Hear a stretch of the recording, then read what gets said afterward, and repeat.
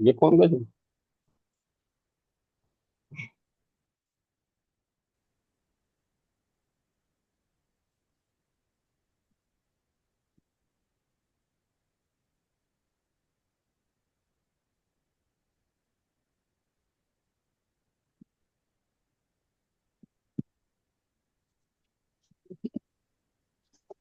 हरे कृष्णा।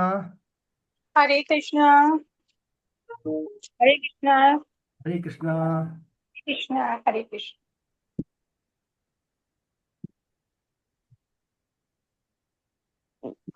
हरे कृष्णा गीता जी, हरे कृष्णा। हरे कृष्णा प्रभु जी। गीता जी, आप प्रार्थना बोलिए और 5 श्लोक बोलिए। आप आज शुरू आप कीजिए। हरे कृष्णा प्रभु जी। हाँ, सच्चिदा यही से बोलना या नहीं है मेरा बोलूं? प्रार्थना प्रार्थना से बोलना है। नहीं है मेरा ये संसार, न है ये मेरे लिए, सभी है कृष्ण के, तभी तो है वे सदा, तभी तो प्यारे हैं वे सदा।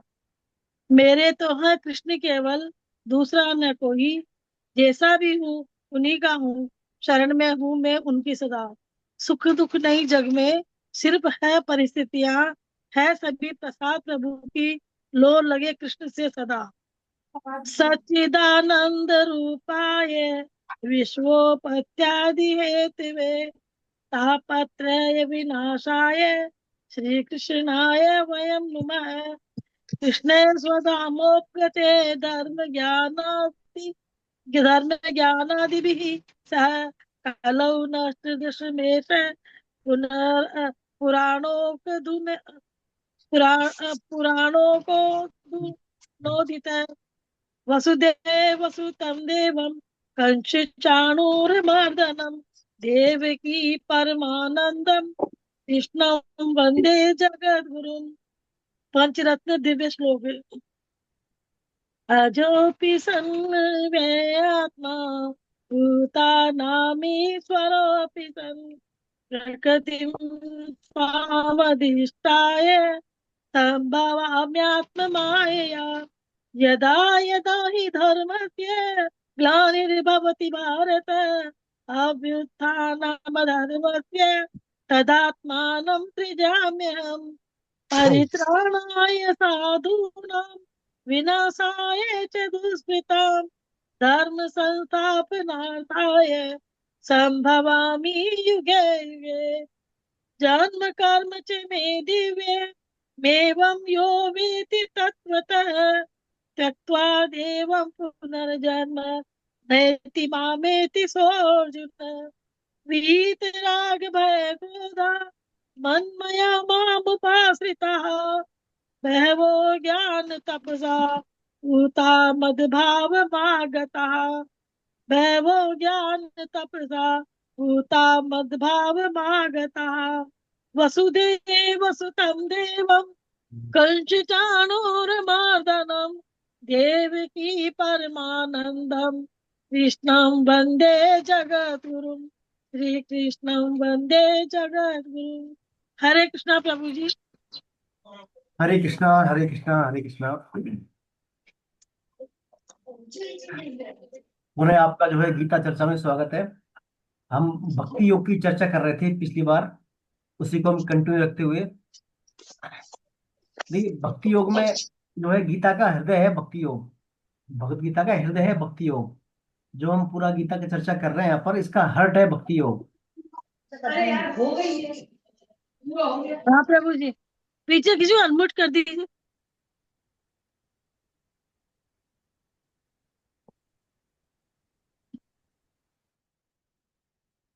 जी।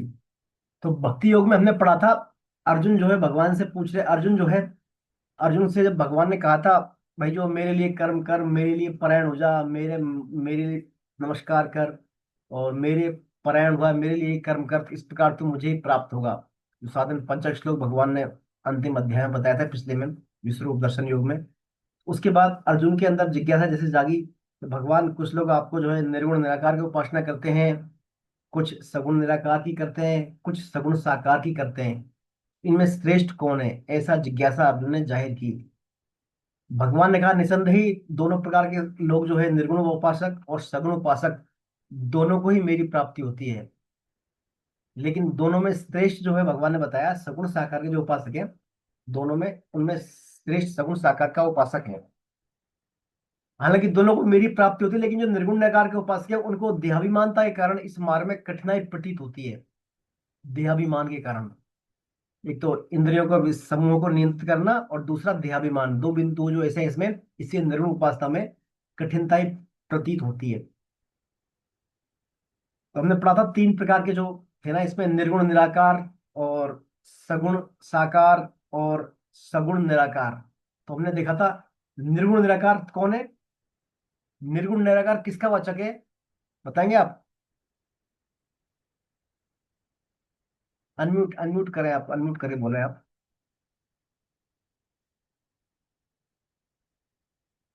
ब्रह्म निर्गुण का सर, ब्रह्म ब्रह्म का। हाँ, ब्रह्म का जी।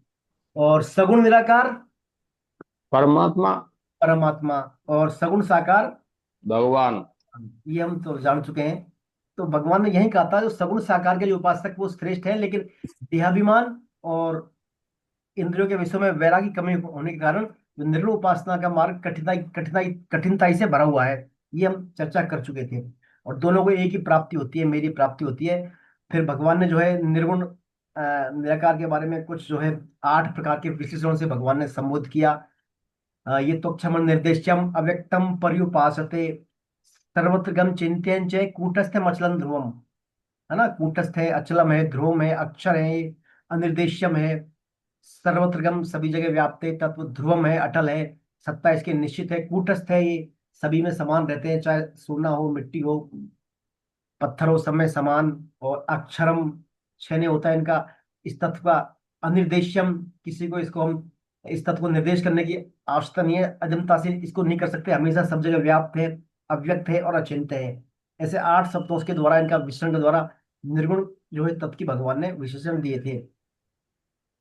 फिर भगवान ने कहा सन्नियमंत्रि ग्रामम सत्संबुद्ध है, ते प्राप्नुवन्ति मामेव सर्वभूत हिते रता। यानी ये जो है सभी जगह व्याप्त इस परमात्मा को देखते हैं और सभी जगह संबुद्धि बल रहते हैं निरूपासक। और इस प्रकार ये सभी प्राणियों के प्रति दया भाव रखने वाले अंततः मुझे ही प्राप्त होते हैं। ये हम चर्चा पिछली बार कर चुके थे। भगवान ने फिर बताया था कि ये जो साधना है, निर्गुण साधना है ना, निर्गुण साधना क्लेशोधिकतस्तेषाम अव्यक्ता सचेतसाम अव्यक्ता ही गतिर्धूम देहवद भी राप्यते। यानी ये साधना जो है अव्यक्त में आसक्त चित्त वाले हैं, इनको क्या है, देहाभिमान के कारण ये तत्व कठिनता से प्राप्त होता है। देहाभिमान के कारण ये तत्व कठिनता से प्राप्त होता है। हमने पढ़ा था सगुण साकार की जो है और निर्गुण निराकार उपासना की, दोनों की कंपेयर की थी। सगुण साकार में जो है भक्ति विश्वास श्रद्धा का है, प्रमुखता है, इसमें विवेक की और वैराग्य की आवश्यकता होती है।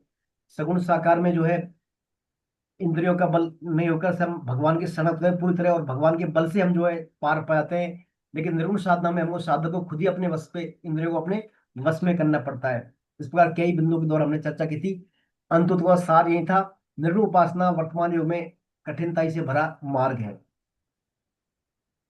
फिर जो है भगवान ने बताया था मेरे लिए कर्म कर, बताया था कि मेरे लिए मदर्थ कर्म अर्पणम, यानी मेरे लिए कर्म करें आप। है ना, सगुण साकार उपासना के लिए बताया गया, मेरे लिए कर्म करेंगे तो आप जो है मुझे प्राप्त होंगे। भगवान मैं ये मन आदस्थ हूँ, मेरे मन को मेरे में निवेश करें, बुद्धि को मेरे में निवेश करें, और इस प्रकार मुझ में ही निवास करेगा। मन और बुद्धि मेरे में लगाए। फिर भगवान कहते हैं मन बुद्धि मेरे में नहीं ला सकते, तो फिर आप मेरे लिए कर्म करें। और मेरे लिए कर्म ही नहीं कर सकते आप, तो क्या करें फिर, मेरे परायण हो जाए।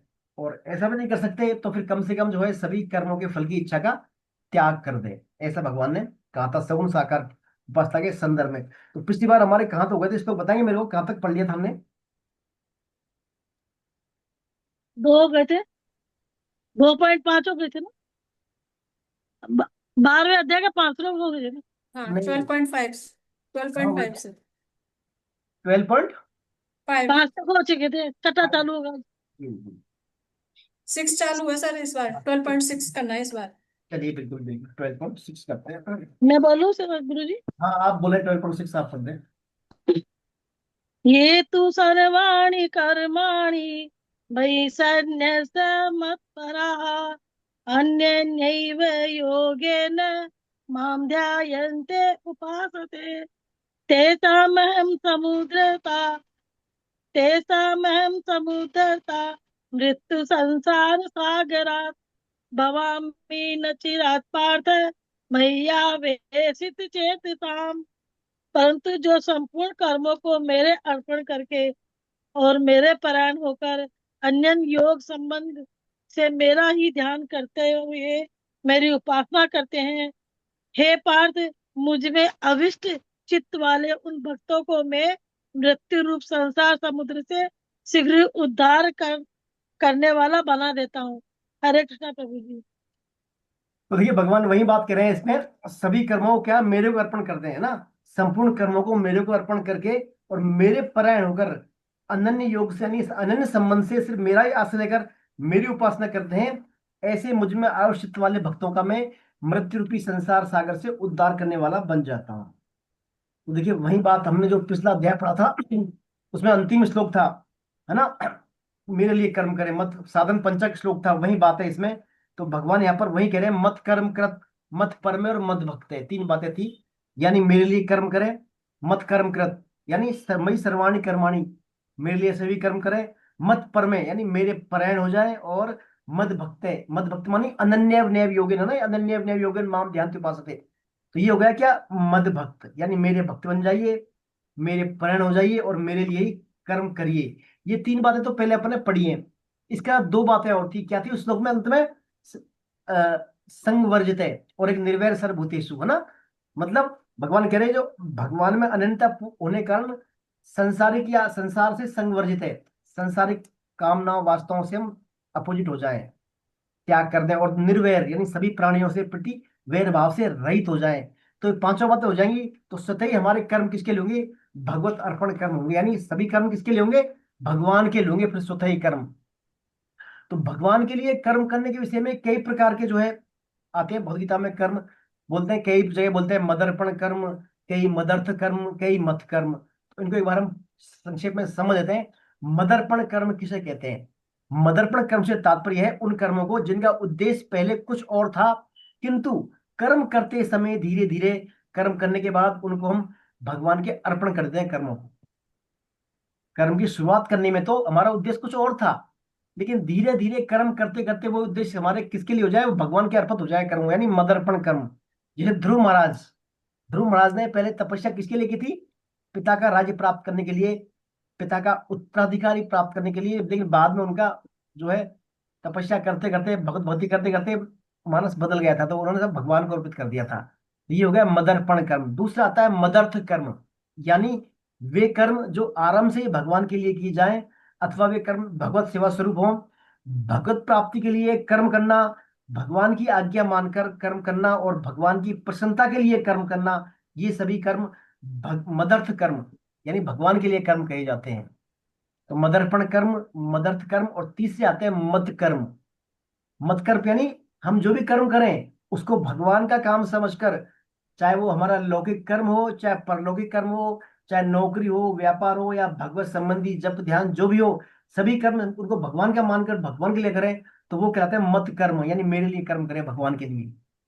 तो चाहे मदर्पण कर्म हो, मदर्थ कर्म हो, चाहे मत कर्म हो, सभी कर्म किन के लिए करें, भगवान के लिए करें। तभी कहते हैं भगवान ये तू सर्वाणी कर्माणी मई सन्ने से मत परा, सभी कर्मों को मेरे को अर्पित कर दो। और इस प्रकार अनन्य नैव योगिनी मानी संसार से आसक्ति रहित होते हुए, प्राणियों में वैर भाव रहित होते हुए, ऐसी व्यक्ति क्या मैं जो है मृत्यु रूपी संसार से उद्धारक बन जाता हूँ, ऐसी व्यक्तियों के लिए। तो बेसिक बात है इसमें, कर्म किसके लिए करें, भगवान के लिए। फिर भगवान कहते हैं तेषाम एवं समुद्रता मृत्यु संसार सागर, यानी जो है क्या प्लीज म्यूट कर लें अपने आप को, म्यूट कर लें सभी, है ना, डिस्टर्ब होता है इससे। भगवान कह रहे हैं देहाभिमान के कारण जो ज्ञान मार्ग के साधक का चित्त है, अपन अव्यक्त चेत साम, तो ज्ञान मार्ग के साधक का चित्त देहाभिमान के कारण तो उसमें लगता नहीं है, किसमें, परम तत्व में। लेकिन भगवान का जो भक्त है, भगवान का जो भक्त है यानी साधक है, भक्त साधक सगुण साधक भक्त है, उसका चित्त स्वतः ही भगवान में आविष्ट हो जाता है। वरना मैया चेत साम, यानी मेरे में आवश्यक वाले। तो ज्ञान में देखिए, तो ज्ञान मार्ग के साधन में तो विवेक प्रमुख है, और भक्ति मार्ग के साधन में विश्वास और श्रद्धा प्रमुख है। ज्ञान मार्ग में क्या, विवेक प्रमुख है, और भक्ति में विश्वास श्रद्धा प्रमुख है।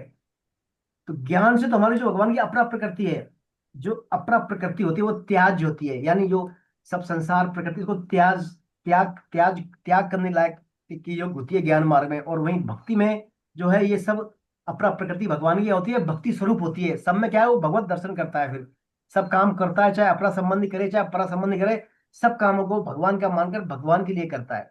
तो यहाँ भगवान यही कह रहे हैं, ऐसे भक्तों का जो मेरे लिए कर्म करते हैं, मत परायण है ना, उनके लिए मैं क्या है, मृत्यु भी संसार से उद्धार करने वाला बन जाता हूँ। ये इस श्लोक में भगवान बात बताना चाह रहे हैं। आइए देखिए, इस अपने पुस्तक में और एक पैराग्राफ में बात बताइए, प्रगल्भा भक्ति। प्रगल्भा भक्ति यानी हम भगवान की भक्ति करते हैं तो मार्ग में जो बाधाएं आती हैं, बाधाएं कष्ट आते हैं, उन कष्टों से भगवान क्या है, हमारी भक्ति को और बढ़ाते हैं। हमारी भक्ति और बढ़ती जाती है उन कष्टों से, बाधा से ज्यादा बढ़ती है, भगवान में ज्यादा श्रद्धा होती है, यानी भगवान उसको अपनी ओर ज्यादा खींचते हैं, फिर उसको बोलते हैं प्रगल्भा भक्ति।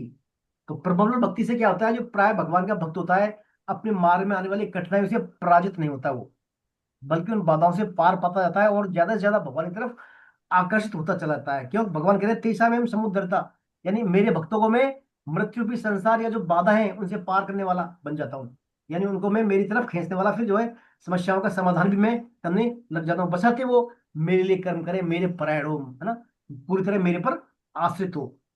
तो यहाँ देखिए, देहाभिमान वाली कोई बात ही नहीं है इस भक्ति मार्ग में। देहाभिमान वाली जो भी देह से कर्म करेगा, मन बुद्धि से कर्म करेगा, उनको भगवान का मानकर, भाई अपने आप को भगवान में मानता है, मैं भगवान का, भगवान मेरे, ये उसमें धारणा होती है। तो इसके फल जो भी कर्म करता है वो, चाहे संसारिक कर्म हो, चाहे लौकिक कर्म हो, चाहे परलौकिक कर्म हो, सभी कर्म क्या है, भगवान के होते हैं कर्म, मत कर्म, है ना, भगवान के लिए। तो इनसे क्या होता है, फिर भगवान उसको मृत्यु के संसार के उद्धारक बन जाते हैं। ये इसमें बात है। आइए तो अब चलते हैं अपन आगे, श्लोक नंबर 8, 9, 10, 11। मैं पढ़ूं भैया जी? जी हाँ, देखिए सुनिए एक मिनट।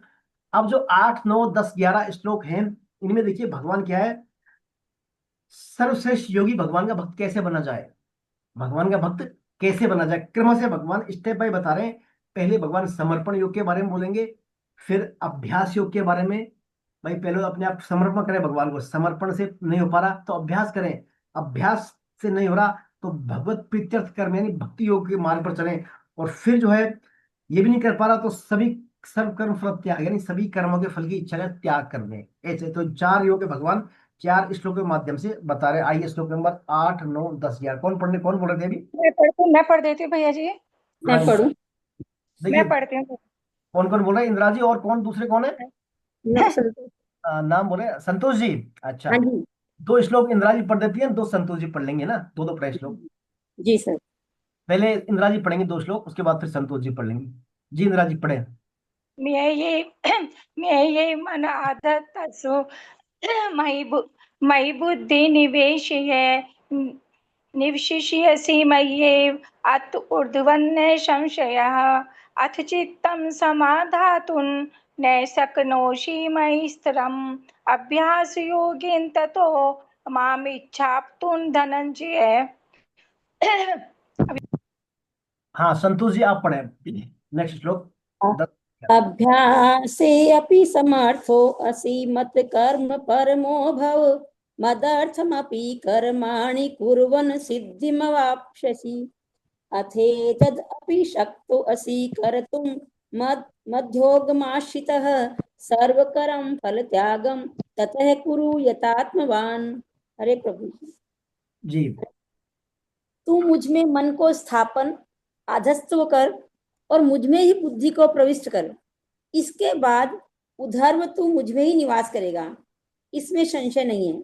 अगर तू मन को मुझ में अचल भाव से स्थिर अर्पण करने में अपने को समर्थ नहीं मानता तो हे धनंजय अभ्यास योग के द्वारा तू मेरी प्राप्ति की इच्छा कर। अगर तू अभ्यास योग में भी अपने को असमर्थ पाता है तो मेरे लिए कर्म करने के परायण हो जा, मेरे लिए कर्मों को करता हुआ तू सिद्धि को प्राप्त हो जाएगा। अगर मेरे योग समता के आश्रित हुआ तू इस को भी करने में अपने आप को असमर्थ पाता है तो मन इंद्रियों को वश में करके संपूर्ण कर्मों के फल की इच्छा का त्याग कर। हरे कृष्ण प्रभु जी। हरे कृष्णा। तो देखिए भगवान ने चार बातें बोली यहाँ पर। पहला भगवान ने बोला है कि मुझ में मन को स्थापन कर और मुझ में ही बुद्धि को प्रविष्ट कर, इसके बाद तू मुझ में ही निवास करेगा, इसमें संशय नहीं है। मय्ये मन आदस्तव मयि बुद्धि निवेशय निविष्यसि मय्येव अत ऊर्ध्वं न संशय। देखिए भगवान ने कितनी क्या मन और बुद्धि को, देखिए मन और बुद्धि दो बातें बोली है भगवान ने, दोनों महत्वपूर्ण बातें हैं। देखिए भगवान में हमारी जो है स्वतः स्थिति है, भगवान में तो हम स्वतः ही हैं, भगवान के उसमें परिवेश में नहीं है, परंतु भगवान में मन बुद्धि नहीं लगने के कारण हमें भगवान के साथ अपने स्वतः सिद्ध संबंध जो भगवान से हमारा है उसका हमें अनुभव नहीं हो पाता। क्यों? क्योंकि हमारी मन बुद्धि भगवान में नहीं लगती। इसलिए भगवान कहते हैं कि मन बुद्धि मुझ में लगा। कहता नहीं कहते, भगवान कहते मन बुद्धि मुझ में लगा। अब चूंकि सब कुछ वासुदेव सर्वम सब कुछ भगवान की अपना प्रकृति है, लेकिन हम भूल जाते हैं क्योंकि मन बुद्धि हमारी नहीं लग पाती। तो मन बुद्धि लगाने में देखिए महत्वपूर्ण है बुद्धि का लगाना। मन से महत्वपूर्ण है बुद्धि का लगाना, क्योंकि किसी भी विषय में पहले हमारी बुद्धि का निश्चय होता है, पहले हमारी बुद्धि का निश्चय होता है, फिर बुद्धि के उस निश्चय को मन स्वीकार कर लेता है, बुद्धि के निश्चय को मन स्वीकार कर लेता है। और साधन करने में भी पहले हमारे उद्देश्य बनाते हैं ना, साधन करते हैं हम कोई भी, तो साधन करते समय हमारा उद्देश्य बनाने में पहले बुद्धि का रोल होता है, बुद्धि में हमारे मतलब उद्देश्य की प्रधानता होती है। फिर हमारा क्या है, मन उसी उद्देश्य के अनुसार काम करता है, फिर वही हमारा मन लगता है। अतः साधक को क्या चाहिए, साधक को चाहिए कि बुद्धि में वह दृढ़ निश्चय कर ले कि मुझे जो है भगवान की प्राप्ति करनी है, मुझे भगवत प्रेम प्राप्त करना है। इस निश्चय में क्या है, बड़ी भारी शक्ति है, मुझे भगवान की प्राप्ति करनी है, भगवान का प्रेम प्राप्त करना है। ऐसा यदि साधक दृढ़ निश्चय कर लेगा तो ऐसे निश्चय में क्या है, बड़ी भारी शक्ति है, यानी ये निश्चयात्मक क्या बुद्धि हो जाएगी फिर उसकी। तो एक निश्चयात्मक क्या बुद्धि होने से क्या होगा, उसके जो है मन अपने आप लगने लगेगा। लेकिन इस समय सबसे बड़ी बाधा क्या है, हमने पढ़ा था पहले दूसरे अध्याय में, एक निश्चयात्मक बुद्धि या व्यवसायत्मक या बुद्धि में सबसे बड़ी बाधा क्या है, बताएंगे आप? क्या है सबसे बड़ी बाधा एक निश्चय वाली बुद्धि होने में? देहाभिमान में मेरा देहाभिमान, बिल्कुल। और इससे महत्वपूर्ण क्या है, हमारा मैं मोह, मोह उद्देश्य। सर। जी जी, बोले बोले। लगाव, लगाव मतलब मोह। हाँ बिल्कुल, और बोले, और आप पहुंचे, आप नजदीक पहुंच रहे हैं आप धीरे धीरे। मैं करता हूँ अहमपन में, मैं कर्तापन मानना अपने आप को। जी जी, ये तो है ही, खैर ये तो स्वाभाविक है ही। देखिए सबसे महत्वपूर्ण बात है हमारी व्यवसायत्मक बुद्धि में बाधा क्या है, भोग और संग्रह। संसार के हम हमारी जो वृत्तियां भोग और संग्रह में जाती है, तो उससे क्या होता है, हमारी बुद्धि में फिर एक जो है एक दिशा वाला उद्देश्य, एक तरफ बुद्धि नहीं रह पाती हमारी। हमारी चाहती है हम भोग भी कर लें, संग्रह भी कर लें, और साथ साथ में भगवान का भजन भी कर लें। तो दोनों दो दो उद्देश्य होने से फिर हमारी बुद्धि क्या हो जाएगी, अनंत शाखाओं वाली, बहुत सारे उद्देश्य बन जाते हैं। भोग की प्राप्ति के लिए बहुत सारे काम करने पड़ेंगे, फिर झूठ भी बोलना पड़ेगा, और बेईमानी भी करनी पड़ेगी, और संसारिक काम सब करने पड़ेंगे। तो बहुत सारे फिर पैसे कमाने के लिए बहुत सारे काम करने पड़ेंगे। तो फिर हमारी बुद्धि में क्या है, एक निश्चय वाली बुद्धि नहीं रह पाएगी। तो मेन हमारे क्या है, सुख की जो हमारी सुख की आशा है ना, हम संसार की सुख की आशा करते हैं, सुख की आशा से हमारे जो है मन में वृत्तियां बन वृत्तियां जाती हैं। और वृत्तियां बनने से क्या होगा, धन चाहेंगे हम, मान बढ़ाई चाहेंगे, आदि पाने के लिए हम क्या है, हमारी बुद्धि फिर अनंत शाखाओं वाली बुद्धि फिर हो जाती है। किसके कारण, संसारिक सुख की आसक्ति के कारण। इसके लिए स्वामी जी कहते हैं मैं भगवान कहूँ, भगवान ही मेरे हैं। ऐसा दृढ़ निश्चय कर ले हमारी बुद्धि में, हम साधक जो है सब ऐसा निश्चय कर ले कि मैं भगवान का, सिर्फ भगवान ही मेरे हैं, ऐसा मान लें। लेकिन वास्तव में हम ऐसा नहीं मान पाते इसी सुख वाले कंसेप्ट के कारण। तो देखिए हम हमारे को कैसे किस कसौटी में परखें हम कि हम वास्तव में भगवान में स्थित हैं। तो स्वयं भगवान में स्थित होने की पहचान यही है कि इस संबंध की कभी हमें विस्मृति ना हो, कि मैं भगवान का हूं, भगवान मेरे वाले जो संबंध है, इस संबंध की हमें कभी विस्मृति नहीं होनी चाहिए। केवल बुद्धि की बात हो तो भूल भी जाते हैं हम, खाली बुद्धि में ही बात बैठा है तो भूल जाते हैं। लेकिन मैंपन यानी भगवान से अपनापन, अपनापन वाला बात हो तो उसको साधक कभी नहीं भूलता। जैसे स्वामी जी उदाहरण देते हैं विवाहित होने का, एक चाहे एक व्यक्ति हो या कोई पति हो पत्नी हो, यदि वो विवाहित है तो वो बात को वो हमेशा कभी नहीं भूलता।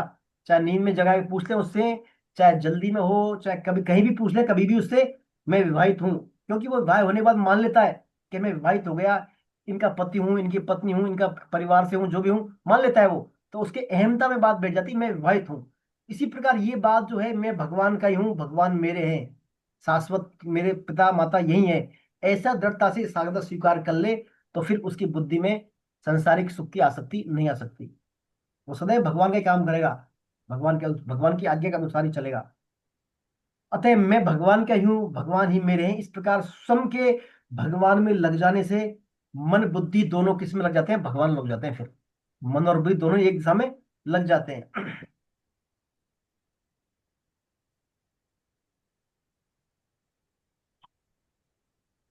तो देखिए, मन और बुद्धि, तो मन बुद्धि हमारी कब लगेगी? जब हमारा उद्देश्य दृढ़ होगा। जब मन बुद्धि भगवान में लगने से अहंकार का जो आधार है हमारा, हम जो अहंकार है ना, मैं मेरापन, अहंकार का आधार आधार हमारा स्वयं भगवान में लग जाएगा फिर। यानी हमारा अहंकार जो है कि मैं हूं मेरापन, ये हमारा अहंकार क्या है? भगवान में लग जाएगा। और भगवान में लगने से फिर जो है परिणाम स्वरूप मैं भगवान का ही हूं और भगवान मेरे हैं, ऐसा भाव हमारे में दृढ़ता से आ जाएगा फिर। अब भगवान कह रहे हैं निविष्यसि मय्येव अतु ऊर्ध्वं न संशय, कहा था इसको अंत में कि वह मेरे में निवास करेगा, इसमें संशय नहीं है। इसमें संशय क्या है? संशय ये है, देखिए, प्राय मनुष्यों में यह धारणा रहती है, ये हमारे अंतःकरण में धारणा बैठी रहती है कि कर्म अच्छे करेंगे तो आचरण भी हमारे अच्छे होंगे, एकांत में ध्यान करेंगे तो परमात्मा की प्राप्ति भी हो जाएगी। इसको ऐसा नहीं कर पाएंगे, हम कर्म अच्छे नहीं कर पाएंगे तो परमात्मा भी शायद नहीं मिल पाएंगे, ऐसी हमारे अंदर ये धारणा संशय बना रहता है। तो भगवान इसी संशय को, इसी धारणा को, इसी भ्रम को दूर करने के लिए कहते हैं कि मेरी प्राप्ति का उद्देश्य रखकर मन बुद्धि को मेरे में लगा, जि, जि, जि, मेरे मन बुद्धि को मेरे में लगाना, जिससे कि ये सब साधन मिलकर उसकी कीमत उसकी बराबरी नहीं हो सकते। यानी हमारे जो मन में धारणा है कि हम अच्छे आचरण करेंगे, अच्छे कर्म करेंगे, ये सब साधन है, इन सब साधनों की कीमत की तुलना में मन बुद्धि भगवान में लगाना बड़ी भारी चीज है। तो भगवान यही कहते हैं कि मन बुद्धि जो है मेरे में लगाने से तुम्हारे दृढ़ निश्चय की प्राप्ति हो जाएगी, इसमें कोई भी संशय नहीं है। तो खास मन और बुद्धि, और सब बातें दूर की गौण बात हो गई, प्राइमरी बात क्या हो गई? मन और बुद्धि। मन से भगवान का स्मरण रहे, भगवान का भूले नहीं, और बुद्धि से भगत प्राप्ति का दृढ़ निश्चय। तो ये हमारे क्या है? साधन हो। इससे भगवान कह रहे हैं मुझ में ही वो निवास करेगा, कोई इसमें बात है ही नहीं। देखिए, हमारा जो साधन करते हैं हम, साधन के साथ साथ, साधन तो इंपोर्टेंट ही है हमारा, साधन के साथ साथ असाधन का भी काफी योगदान होता है हमारी प्रगति में। हम साधन तो सभी करते हैं, लेकिन हम क्या असाधन भी कर बैठते हैं, है ना? असाधन ही नहीं, जो निषिद्ध आचरण भी कर बैठते हैं। तो निषिद्ध आचरण करने से होता क्या है? हमारे साधन के फलस्वरूप जो हमें लाभ होना होता है वो उचित पर्याप्त लाभ नहीं हो पाता असाधन के कारण। तो साधन की सार्थकता क्या है? हमारी मेन जो साधन की साधक है, असाधन के साथ का त्याग करते हैं हम, यानी असाधन का त्याग कर देंगे साधन के साथ साथ। साधन तो करना ही है, लेकिन साधन के साथ साथ असाधन या निषिद्ध कर्म करते हैं हम, उनका भी त्याग कर दें। तो एक तो हो गया विधेयात्मक साधन, एक हो गया निषेधात्मक साधन। विधेयात्मक साधन हो गया हम साधन जो कर रहे हैं, वो जब कर रहे हैं, तब कर रहे हैं, ध्यान कर रहे हैं, भगवान का स्मरण कर रहे हैं, तो विधेयात्मक साधन हो गया। और निषेधात्मक साधन क्या हो गया? हम हमारे जो है निषिद्ध आचरणों को, आसुरी संपत्ति को त्याग दें। तो निषिद्ध आचरण को त्यागेंगे तो स्वतः ही हमारे अंदर क्या है? भगवान का साधन होने लग जाएगा फिर, है ना? दो बातें हैं, जैसे कोई तो सत्य बोलने का प्रयास करे कि मैं सत्य बोलना है, सत्य बोलना है, सत्य बोलना है मेरे को। एक वक्त दूसरा है कि मेरे को झूठ नहीं बोलना है बस। तो जो झूठ नहीं बोलेगा तो आचार्य, आज का प्रवचन इसी पे है तो सुबह महाराज जी का यही टॉपिक तो सुबह का महाराज जी का प्रवचन में भी है। हाँ, तो मैंने तो नहीं, मैं तो सुन नहीं पाता हूँ, तो होगा, खैर समझ के बहुत सारी यही था आज का पूरा। जी जी। तो देखिए, साधन से महत्वपूर्ण निषेधात्मक साधन जो हमारा है, झूठ नहीं बोलेंगे वो ज्यादा महत्वपूर्ण है। भाई सत्य, मैं सत्य बोलूंगा, सत्य बोलूंगा, तो ये ध्यान रखना पड़ेगा। लेकिन मैं झूठ नहीं बोलूंगा तो स्वतः ही सत्य आएगा, फिर बचेगा क्या? स्वतः ही सत्य बोलेंगे तो हम हमारे असाधन का त्याग कर देंगे, तो स्वतः ही हमारा साधन जो है तत्परता से होने लगेगा। ये इसमें बात करें तो हमारे मन बुद्धि को हम भगवान में लाएंगे तो स्वतः ही हमारा उद्देश्य आदि सब जो है भगवान में लगने लग जाएगा। तो ये हो गया मन बुद्धि वाली बात। फिर भगवान दूसरा श्लोक बोलते हैं, अचित्तम समाधातुम न शक्नोसी मयि स्थिरम अभ्यास योगेन ततो मानुष छाप्तुम धनंजय। भगवान कहते हैं अगर तू मन को मुझ में अचल भाव से स्थिर कर अर्पण करने में अपने आप को समर्थ नहीं पाता, तो धनंजय अभ्यास योग के द्वारा तू मेरी प्राप्ति की इच्छा कर। मन को नहीं लगा पाता मेरे में, तो अभ्यास के द्वारा मेरी प्राप्ति की इच्छा कर। फिर तो देखिए, अभ्यास किसको बोलते हैं हम? अभ्यास यानी किसी लक्ष्य पर चित्त को बार बार लगाना, किसको बोलते हैं? अभ्यास। हम करते हैं ना एक्सरसाइज, प्रैक्टिस, किसी भी लक्ष्य पर हमारे चित्त को बार बार लगाना। और अब ये तो हो गया अभ्यास। और योग क्या हो गया? समता, यानी समता में रहकर हम कोई अभ्यास करें बार बार, समता में रहकर हम भगवान के पर ध्यान लगाएं हमारा, तो ये अभ्यास योग। तो केवल भगवत प्राप्ति के उद्देश्य किया गया भजन, केवल भगवत प्राप्ति के उद्देश्य किए गए भजन, हमारा नाम जप, ये क्या अभ्यास योग है। हम जो करते हैं ना, भजन करते हैं, नाम जप, कीर्तन संकीर्तन स्वाध्याय करते हैं, ये सब क्या अभ्यास योग है। इस अभ्यास के द्वारा हमारे जो मन के कलमश को हम दूर करते हैं, और जब मन के जब कलमश दूर हो जाएंगे तो स्वतः ही हम भगवान के फिर अंश तो है ही, स्वतः ही फिर हमारे पास अच्छाइयाँ, अच्छे गुण प्रकट होने लग जाएंगे। तो अभ्यास के साथ योग का संयोग न होने से साधक का उद्देश्य संसार ही रहेगा। यदि अभ्यास तो करें लेकिन योग ना हो, यानी हम अभ्यास कर रहे हैं सब बार बार लेकिन योग है ही नहीं, यानी समता वाला भाव नहीं है, तो उस अभ्यास का उद्देश्य क्या हो जाएगा, फिर सांसारिक उद्देश्य हो जाएगा उस अभ्यास का, न कि भगत प्राप्ति का उद्देश्य। ऐसा होने से क्या होगा, हमारे ऐसा अभ्यास करने से क्या होगा, फिर हमारे अंदर स्त्री पुत्र मान बड़ाई निरोगता अनुकूलता आदि अनेक अनेक कामनाएं हमारे अंदर आएंगी, और उन कामनाओं को क्या है, हम कामनाओं का उद्देश्य जो हमारे जो कामना करेंगे, तो उन कामनाओं कारण हमारा जो अभ्यास कर रहे हैं उस अभ्यास का उद्देश्य क्या हो जाएगा, कभी पुत्र के लिए, कभी धन के लिए, कभी मान बड़ाई के लिए, भिन्न भिन्न प्रकार के कर्म करने लग जाएंगे। फिर हम ऐसा कर्म करेंगे तो ये प्राप्त होगी, ये कर्म करेंगे ये प्राप्त होगी, क्योंकि हमारे अभ्यास में योग है ही नहीं, यानी भगवत प्राप्ति का उद्देश्य है ही नहीं। इसलिए ऐसे जो है क्रियाओं में संसारिक क्रिया होने से हमारे फिर योग नहीं हो पाएगा, और योग तभी होगा जब क्रिया मात्र का उद्देश्य क्या होगा, केवल परमात्मा। जो भी अभ्यास करें क्रिया करें उसका उद्देश्य क्या हो, केवल परमात्मा प्राप्ति, तो वो हमारा फिर अभ्यास योग होगा। जब साधक भगवत प्राप्ति के उद्देश्य, जब साधक भगवत प्राप्ति के उद्देश्य नाम जप करेगा, संकीर्तन करेगा, आदि का अभ्यास करेगा, तब उसका अंतःकरण क्या शुद्ध होने लगता है, उसके अंतःकरण से कल्मश दूर रहने लगते हैं, और भगवत प्राप्ति की इच्छा जागृत होने लगती है साधक में, भगवत प्राप्ति की इच्छा उसमें जागृत होने लगती है। तो भगवत प्राप्ति की तीव्र इच्छा होने पर भगवान से फिर मिलने की व्याकुलता पैदा हो जाती है। जैसे तीव्रता इच्छा होगी भगवान से मिलने की, तो व्याकुलता पैदा हो जाएगी, और व्याकुलता उसकी क्या है, अवशिष्ट सांसारिक आसक्ति और अनेक जन्मों के जो उसके अंदर पाप है उनको वो जला डालती है। व्याकुलता भगवान से मिलने की, भगवान से प्राप्ति करने की जो व्याकुलता है, उसके अनेक जन्मों के पापों को, कर्मों को जला डालती है, और सांसारिक आसक्ति और पापों का जब नाश हो जाएगा, सांसारिक आसक्ति और पापों का नाश होने पर एकमात्र भगवान में ही अनन्य प्रेम हो जाता है फिर, और अनन्य प्रेम हो जाने पर हम उस भगवान के वियोग को सहन नहीं कर सकते। तब भगवान भी फिर क्या है, उस भक्त के बिना नहीं रह सकते, भगवान को फिर उस भक्त के पास आना ही पड़ता है, अर्थात भगवान भी क्या है, उस भक्त के वियोग को सहन नहीं कर सकते। तो साधक को देखिए, अब ये बात तो हमने सिद्धांत की बातें पढ़ ली, लेकिन साधक को भगत प्राप्ति में देरी का कारण क्या है, साधक को भगत प्राप्ति में देरी होने में यही कारण है कि भगवान के वियोग को तो सहन कर रहा है वो, भगवान के वियोग को सहन कर रहा है वो, लेकिन भगवान कह रहे हैं यदि मेरे वियोग को सहन नहीं कर पाएगा तो मैं आ जाऊंगा। लेकिन साधक क्या कर रहा है, भगवान के वियोग को सहन कर रहा है। यदि उसका जो है भगवान का वियोग ऐसे नहीं हो जाए, साधक का तीव्र उत्कट जिज्ञासा हो जाए, लालसा हो जाए, तो फिर उसको भगवान को मिलने में देर नहीं लगेगी फिर। तो भगवान की देखिए किसी भी देश से, किसी भी काल से, किसी वस्तु से, व्यक्ति से कोई दूरी है ही नहीं। भगवान तो नजदीक से नजदीक है हमारे, और दूर से दूर है, बस हमारे मानने की देर है। तो भगवान का जो देश काल वस्तु व्यक्ति कहीं से भी दूरी नहीं है, जहां साधक है वहां भगवान है, बस जहां साधक वहां भगवान। लेकिन उत्कंठा की कमी, उत्कंठा की कमी के कारण क्या है, भगवान जो है साधक को बस देर सवेर से मिल पाते हैं फिर। तो मेन बात है भगवान के प्रति हमारा मन बुद्धि तो लग जाए, लेकिन अभ्यास भी करें हम। अभ्यास में क्या हो, योग हो, यानी भगवान प्राप्ति का उद्देश्य हो हमारे योग में, उसमें उससे योग क्या होगा, जितना ज्यादा हम भगवान समता में रहकर अभ्यास करेंगे उतने ज्यादा से हमारे अंतःकरण के कल्मश दूर होंगे। अंतःकरण के कल्मश दूर होने से हमारे जो है भगवान की प्राप्ति का अनंतता बढ़ती चली जाएगी, और जितनी जितनी अनंतता बढ़ेगी उतना ही विरह भाव बढ़ता जाएगा, और विरह भाव से फिर क्या है, भगवान को स्वतः ही भगत भक्त के लिए फिर बात माननी पड़ेगी। ये इस श्लोक में भगवान बात कह रहे हैं। अब भगवान इसके बाद जो थर्ड श्लोक है कि जो है अभ्यास के करें, यदि अभ्यास के द्वारा भी जो है नहीं करता, अभ्यास से समर्थोसी मत कर्म परमो भवे मदर्पपि कर्माणि कुर्वन् सिद्धि मवाप्स्यसि। भगवान कह रहे हैं कि अगर तू पूर्ण इसमें जो है, अगर तू अभ्यास योग के द्वारा भी मेरे को प्राप्त करने में असमर्थ पाता है, तो मेरे लिए कर्म, मेरे कर्म करने के परायण हो जा, यानी मेरे लिए कर्म कर, मेरे के लिए कर्म करता हुआ तू सिद्धि को प्राप्त हो जाएगा। यानी मेरे लिए कर्म कर, फिर तू अभ्यास भी नहीं कर सकता तो फिर मेरे लिए कर्म कर। तो देखिए मेरे लिए कर्म कर, वो अपने प्राप्त है ना, मदर्पण कर्म, मतलब पहले उद्देश्य कुछ था, बाद में भगवान का उद्देश्य हो गया। दूसरा मत कर्म, भगवान के लिए कर्म। तीसरा मदर्थ कर्म, यानी भगवान का मानकर सब कुछ कर्म, लौकिक संसारिक सब कुछ काम भगवान के मानकर करें।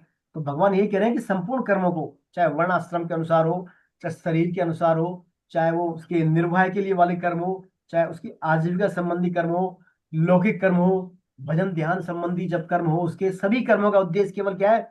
संसारिक भोग और संग्रह और एकमात्र भगत प्राप्ति हो। ये कहना चाह रहे हैं भगवान। क्या? सभी कर्मों का उद्देश्य क्या हो? एकमात्र भगत प्राप्ति। तो भगवान फिर कह रहे हैं ऐसा यदि तू करेगा तो मेरे परायण हो जाएगा, तो निसंदेह तू सिद्धि को यानी मेरे को प्राप्त हो जाएगा। देखिए इसमें खास बात क्या है इस श्लोक में? अभ्यास की अपेक्षा, अभ्यास करते हैं ना हम, अभ्यास की अपेक्षा क्रियाओं को भगवान को अर्पण करना सुगम है। अभ्यास तो हम करना पड़ेगा, अभ्यास तो हमको ध्यान में करना पड़ेगा। क्रियाएं तो सभी करते हैं, क्रियाएं तो हम सभी करते हैं सुबह शाम तक। हमारे कर्मों के आजीविका के लिए करते हैं क्रियाएं हम, चाहे शरीर निर्वाह के लिए कर रहे हैं, चाहे वर्ण आश्रम के अनुसार करते हैं, चाहे धर्म के अनुसार, भिन्न भिन्न हमारे परिस्थितियों अनुसार करते हैं। तो अभ्यास की तुलना में क्रियाओं को भगवान को अर्पण करना सुगम है। कारण कि अभ्यास का तो जो अभ्यास में तो हमें करना पड़ेगा, याद करके नया काम करना पड़ेगा। और कर्म स्वतः होते हैं, क्योंकि कर्म करने का हमारा स्वभाव पड़ा है। नहीं, क्रिया तो हम करते ही हैं, हमारा स्वभाव है क्रिया करना। हमें तीसरा अध्याय में पढ़ा था, कर्म किए बिना मनुष्य एक क्षण भी नहीं रह सकता। रह सकता है क्या? तो कर्म तो स्वतः होते ही हैं, नहीं चाहेंगे तो भी होंगे। तो कर्म करेंगे तो इसके लिए क्या है? कर्म करने से तो मनुष्य बनता है, तो ना कर्म करने से मनुष्य बनता है। कर्मणा बद्धते जंतु। इसलिए कर्मों को भगवान को अर्पण करने में मनुष्य सुगमता पूर्वक भगवान को प्राप्त हो जाता है। जो भी मनुष्य कर्म कर रहा है, जो भी क्रियाएं कर रहा है, उन क्रियाओं को भगवान को अर्पित कर देगा तो मनुष्य क्या है? बंधन से मुक्त हो जाएगा। बंधन से मुक्त हो जाएगा तो वो कर्म फिर किसके लिए होंगे? भगवान के लिए होंगे। और भगवान के लिए कर्म होंगे तो स्वतः ही फिर भगवान को भगवत प्राप्ति हो ही जाएगी उसको। ऐसा भगवान इस श्लोक में कहना चाह रहे हैं, श्लोक नंबर 10 में। अब 10 के बाद फिर भगवान ने जो 11वां जो श्लोक बोला था कि भैया अब अथ तदेव सक्तोषि कर्तुम मध्योगमाश्रित है सर्व कर्म फल त्यागे ततः कुरु यथात्मवान। क्या कह रहे हैं भगवान? कि अगर तू समता के आश्रित हुआ, इन सभी साधनों को करने में असमर्थ पाता है, तो इंद्रिय मन को वश में करके तू अर्जुन सभी कर्मों के फल की इच्छा का त्याग कर दे। फिर तू भाई तू जो है मन को अर्पित नहीं कर सकता, बुद्धि को नहीं कर सकता, और मन बुद्धि के बाद में जो अभ्यास योग के द्वारा नहीं कर सकता, अभ्यास योग के भी नहीं कर सकता, और मेरे लिए कर्म नहीं कर सकता, तो फिर ऐसा कर तू जो कर्म फल की जो इच्छा है तेरे अंदर, उस कर्म फल की इच्छा का त्याग कर दे। कर्म फल की इच्छा का त्याग कर दे, कर्म फल का नहीं, कर्म फल की इच्छा का। देखिए कर्म फल का त्याग तो हम कैसे कर सकते हैं? फल तो मिलेगा विधान के अनुसार, हम तो फल तो मिलना ही है, बस हमें क्या उसकी इच्छा का त्याग करना है।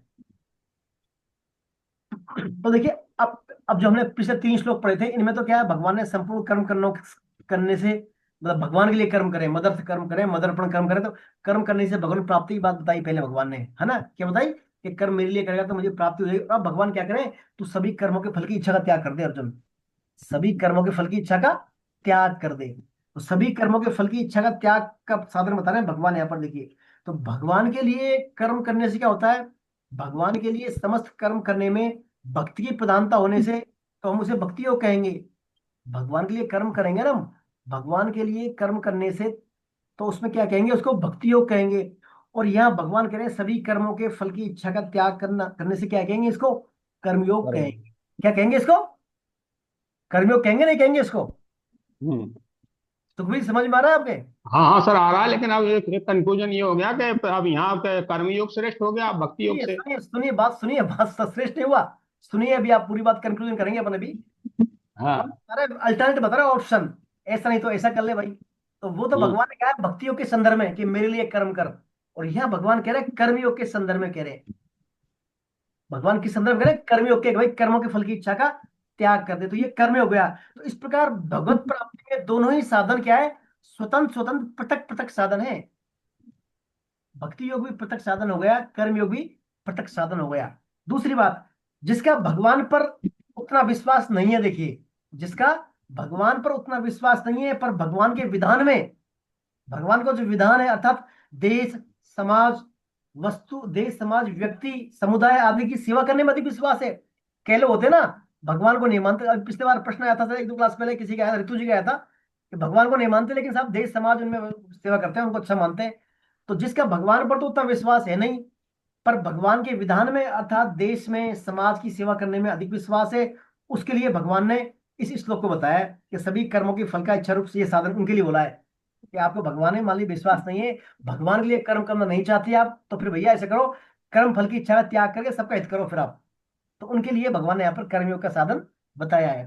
तो जिन साधकों की सगुण साकार भगवान में, जिन साधकों की सगुण साकार जो भगवान है, भगवान कृष्ण है, सगुण साकार भगवान में स्वाभाविक श्रद्धा और भक्ति है और नहीं है वाले तो भक्ति को करेंगे, और नहीं है उनके लिए भगवान कह रहे हैं कि व्यवहारिक और लोकहित के कार्य करने में अधिक आपकी रुचि है, श्रद्धा है, तो उनके लिए क्या ये साधन जो है बहुत उपयोगी है। कौन सा? सभी कर्मिक फलों की इच्छा का त्याग। सभी कर्मों के फल की इच्छा रूपी त्याग कर दो और सभी के लिए आप सर्वभूतित्व वाला काम करो। उनके लिए यहाँ पर ये उदाहरण दिया गया है, ये ऑप्शन दिया भगवान ने। देखिए, सर्व कर्म फल त्याग से तात्पर्य स्वरूप से कर्म फल का त्याग नहीं होकर कर्म फल में ममता, आसक्ति और वासना का त्याग ही है। यहाँ पर कर्म फल का त्याग कर नहीं सकते हम, कर्म का फल तो मिलेगा ही। देखिए नियमानुसार भगवान कह रहे हैं क्या, कर्म के फल में जो आएगा मिलने वाला, उस फल में हमारी कोई आसक्ति ना हो, कोई ममता ना हो, कोई वासना ना हो, इसकी बात करें भगवान, है ना। तो जिनकी भगवान में ज्यादा रुचि श्रद्धा नहीं है तो वो इस माध्यम से भी क्या है, भगवान की प्राप्ति कर सकते हैं। अब आगे के जो श्लोक है भगवान ने पढ़ लिया, अपने 12 पे हो गया, अगले 11 हो गए ना, 11 तो हो गए। अब आगे के जो श्लोक आ रहा है इनमें भगवान है ना इसी साधन की, कौन सा, सर्व कर्म फल त्याग रूपी साधन की श्रेष्ठता बताएंगे इसकी, और इसका फल बताएंगे भगवान आने वाले श्लोक में, है ना। हरे कृष्णा प्रभु जी, हरे कृष्णा प्रभु जी। अलका जी, अलका जी। प्रभु जी श्लोक नंबर है ना ये 12.9 में जो अर्थ दिया है अथ चिंतन समाधा, तो इसमें लेकिन अभ्यास और अभ्यास योग में बहुत फर्क है, मतलब जी अभ्यास और अभ्यास योग में फर्क बताया, तो ये क्या फर्क है इसमें? मैंने बताया ना, अभ्यास क्या होता है, हमारे किसी मन को ध्येय पर बार बार फोकस करना, अभ्यास करना, जी ये तो जी अभ्यास हो गया, क्रिया हो गई ये क्रिया, जी है ना। जी और जब इस क्रिया में जब हमारा उद्देश्य भगवत प्राप्ति हो, समता आ जाए, जी हमारा कोई जी राग द्वेष नहीं, सिर्फ भगवान के लिए समता आ जाए, योग आ जाए, योग जुड़ जाए इसमें, तो वो हो गया अभ्यास योग। यानी उस क्रिया में हमारा, उस क्रिया के पीछे उद्देश्य भगवान प्राप्ति हो गया, वो क्रिया भगवान के लिए हो जी गई, तो वो अभ्यास योग हो जी गया। और खाली कोरी क्रिया हुई, कोरी क्रिया हुई, मान लीजिए आप जी कोई पैसा कमाने का अभ्यास कर रहे हैं, पैसा कमा रहे हैं, आप कैसे जी ज्यादा पैसा कमाए, उस कोरे अभ्यास से क्या जी है, कुछ सांसारिक सुख की आसक्ति आएगी, सांसारिक सुख वाले भाव जगेंगे, भिन्न भिन्न प्रकार के नए उद्देश्य बढ़ेंगे, हमारी बुद्धि यह व्यवसायत्मक नहीं रहेगी। और अभ्यास योग होने से, भगवान का उद्देश्य होने से, फिर वो भगवान के लिए ही काम होगा, फिर वो, ये अंतर है अभ्यास में और अभ्यास योग में। जी। हरे जी। कृष्ण। आइए अब चलते हैं, हम आगे चलते हैं, श्लोक नंबर 12.12। आइए श्लोक नंबर 12.12 पढ़े। श्लोक नंबर कौन पढ़ेंगे? श्लोक नंबर 12.12 भारती जी आप पढ़ रहे हैं, श्लोक नंबर 12.12।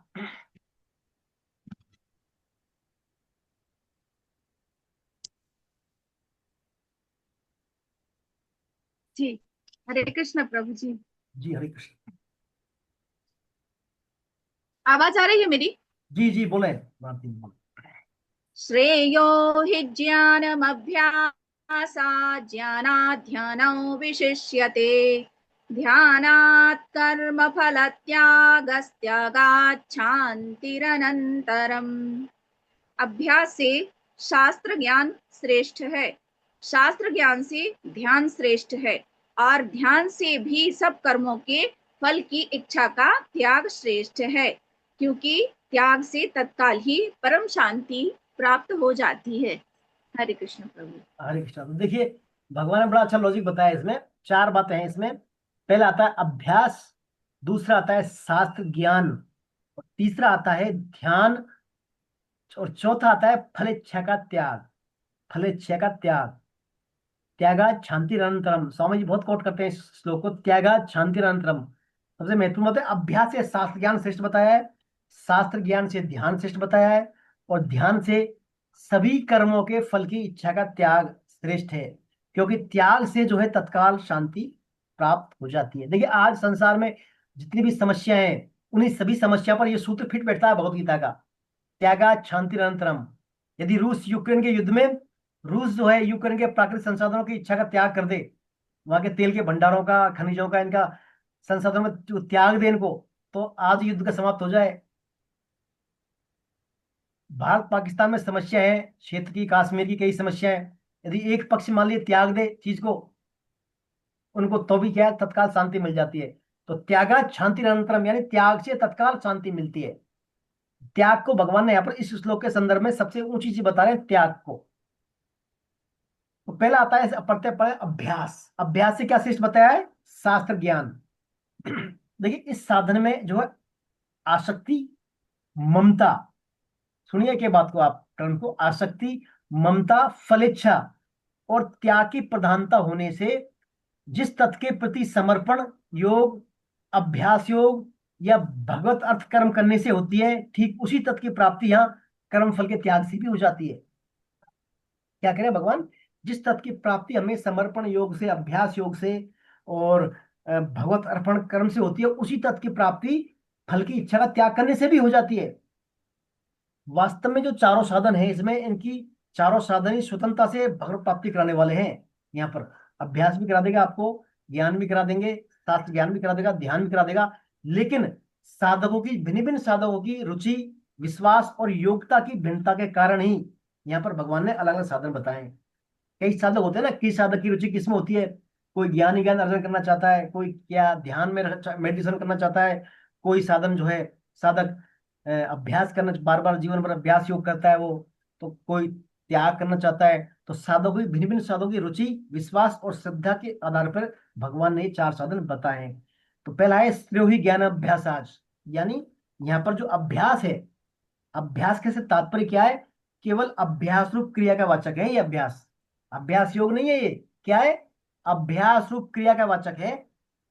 और जो ज्ञान शब्द है, अभ्यास से ज्ञान श्रेष्ठ है, ज्ञान जो शब्द है, ज्ञान यहाँ पर किसका प्रतीक है, शास्त्रों के ज्ञान का, शास्त्रीय ज्ञान का प्रतीक है, क्योंकि तत्व ज्ञान तो सभी साधनों का फल है। ये जो ज्ञान है यहाँ पर, ये शास्त्र ज्ञान है, तत्व ज्ञान नहीं, समझे बात को आप। अभ्यास से ज्ञान श्रेष्ठ है, यानी ज्ञान कौन सा, शास्त्र ज्ञान, वो तत्व ज्ञान नहीं है, शास्त्रों का ज्ञान है ना, क्योंकि तत्व ज्ञान तो सभी साधनों का सार आता है, फिर अंत में सार आता है। तो अतः जिस अभ्यास में न तो ज्ञान है, अभ्यास में ज्ञान नहीं है, और न ध्यान है, न कर्म फल का त्याग है, तो ऐसे अभ्यास की अपेक्षा ज्ञान श्रेष्ठ है या नहीं। ज्ञान, भाई ज्ञान से क्या मिलेगा, शास्त्रीय ज्ञान, ज्ञान का शास्त्रीय ज्ञान, और शास्त्र को पढ़ने से धीरे धीरे ज्ञान के बाद उसको क्या है, परम ज्ञान की प्राप्ति भी हो जाती है। लेकिन अभ्यास में क्या है, सांसारिक सिर्फ क्रिया है, अभ्यास तो क्या है, क्रिया। तो अभ्यास से क्या श्रेष्ठ हुआ, ज्ञान, हुआ नहीं हुआ, ये अभ्यास योग नहीं, क्रिया वाला अभ्यास। तो अभ्यास से श्रेष्ठ क्या है, ज्ञान, यानी शास्त्रों ज्ञान, और शास्त्रों ज्ञान करने से फिर धीरे धीरे वो भगवान की तरफ भी बढ़ जाता है। इसलिए भगवान ने कहा यहाँ पर कि अभ्यास की तुलना में ज्ञान श्रेष्ठ है। इस ज्ञान को उपयुक्त अभ्यास की अपेक्षा श्रेष्ठ कहने का तात्पर्य है कि आध्यात्मिक ज्ञान से रहित अभ्यास, देखिए आध्यात्मिक ज्ञान से रहित अभ्यास भगवत प्राप्ति में उतना सहायक नहीं होता जितना कि अभ्यास से रहित ज्ञान होता है। समझे बात को आप, आध्यात्मिक ज्ञान से रहित अभ्यास, यानी इस अभ्यास में हमारा आध्यात्मिक वाला पुट है नहीं, बिल्कुल सिर्फ अभ्यास है, पूरी क्रिया है। इसकी तुलना में हमारा जो ज्ञान है उसमें आध्यात्मिकता है, तो वो ज्ञान श्रेष्ठ होता ही है ना। तो इसलिए भगवान ने कहा यहाँ पर अभ्यास की तुलना में क्या, ज्ञान श्रेष्ठ है। कारण कि ज्ञान से क्या है, ज्ञान होने से क्या होगा, ज्ञान से भगवत प्राप्ति की अभिलाषा जागृत हो सकती है, जिससे संसार से ऊंचा उठना जितना सुगम हो सकता है उतना अभ्यास से नहीं हो सकता। तो इसलिए अभ्यास की तुलना में क्या, ज्ञान श्रेष्ठ है। समझ में आ गया ना आपके, अभ्यास की तुलना में ज्ञान श्रेष्ठ है। फिर भगवान कहते हैं ज्ञानात् ध्यानम विशिष्यते, यानी ज्ञान से ध्यान श्रेष्ठ है। तो यहां पर देखिए, ध्यान से ज्ञान तो हमने पढ़ लिया, ज्ञान में शास्त्रीय ज्ञान, ध्यान से तात्पर्य केवल मन की एकाग्रता रूपी क्रिया का वाचक है। यहाँ पर ये ध्यान जो इसे बताया श्लोक में, कौन सा, केवल मन की एकाग्रता रूपी क्रिया का वाचक, यानी आपका मन किसी चीज पर एक पर फोकस हो जाए, केंद्रित हो जाए, ध्यान में आ जाओ आप, वो है। तो भगवान कह रहे हैं उस ज्ञान की तुलना में ध्यान श्रेष्ठ है। ये जो ध्यान, ध्यान योग का वाचक नहीं है, जो छठा अध्याय पढ़ा था ध्यान योग, वो ध्यान योग नहीं है, क्या है, सिर्फ ध्यान, यानी मन का एक चीज पर केंद्रित होना। तो इस ध्यान में देखिए, न तो शास्त्र ज्ञान है न कर्म फल का त्याग है इस ध्यान में। ये जो ध्यान की बात कर रहे हैं वही हम, ज्ञान से ध्यान श्रेष्ठ है।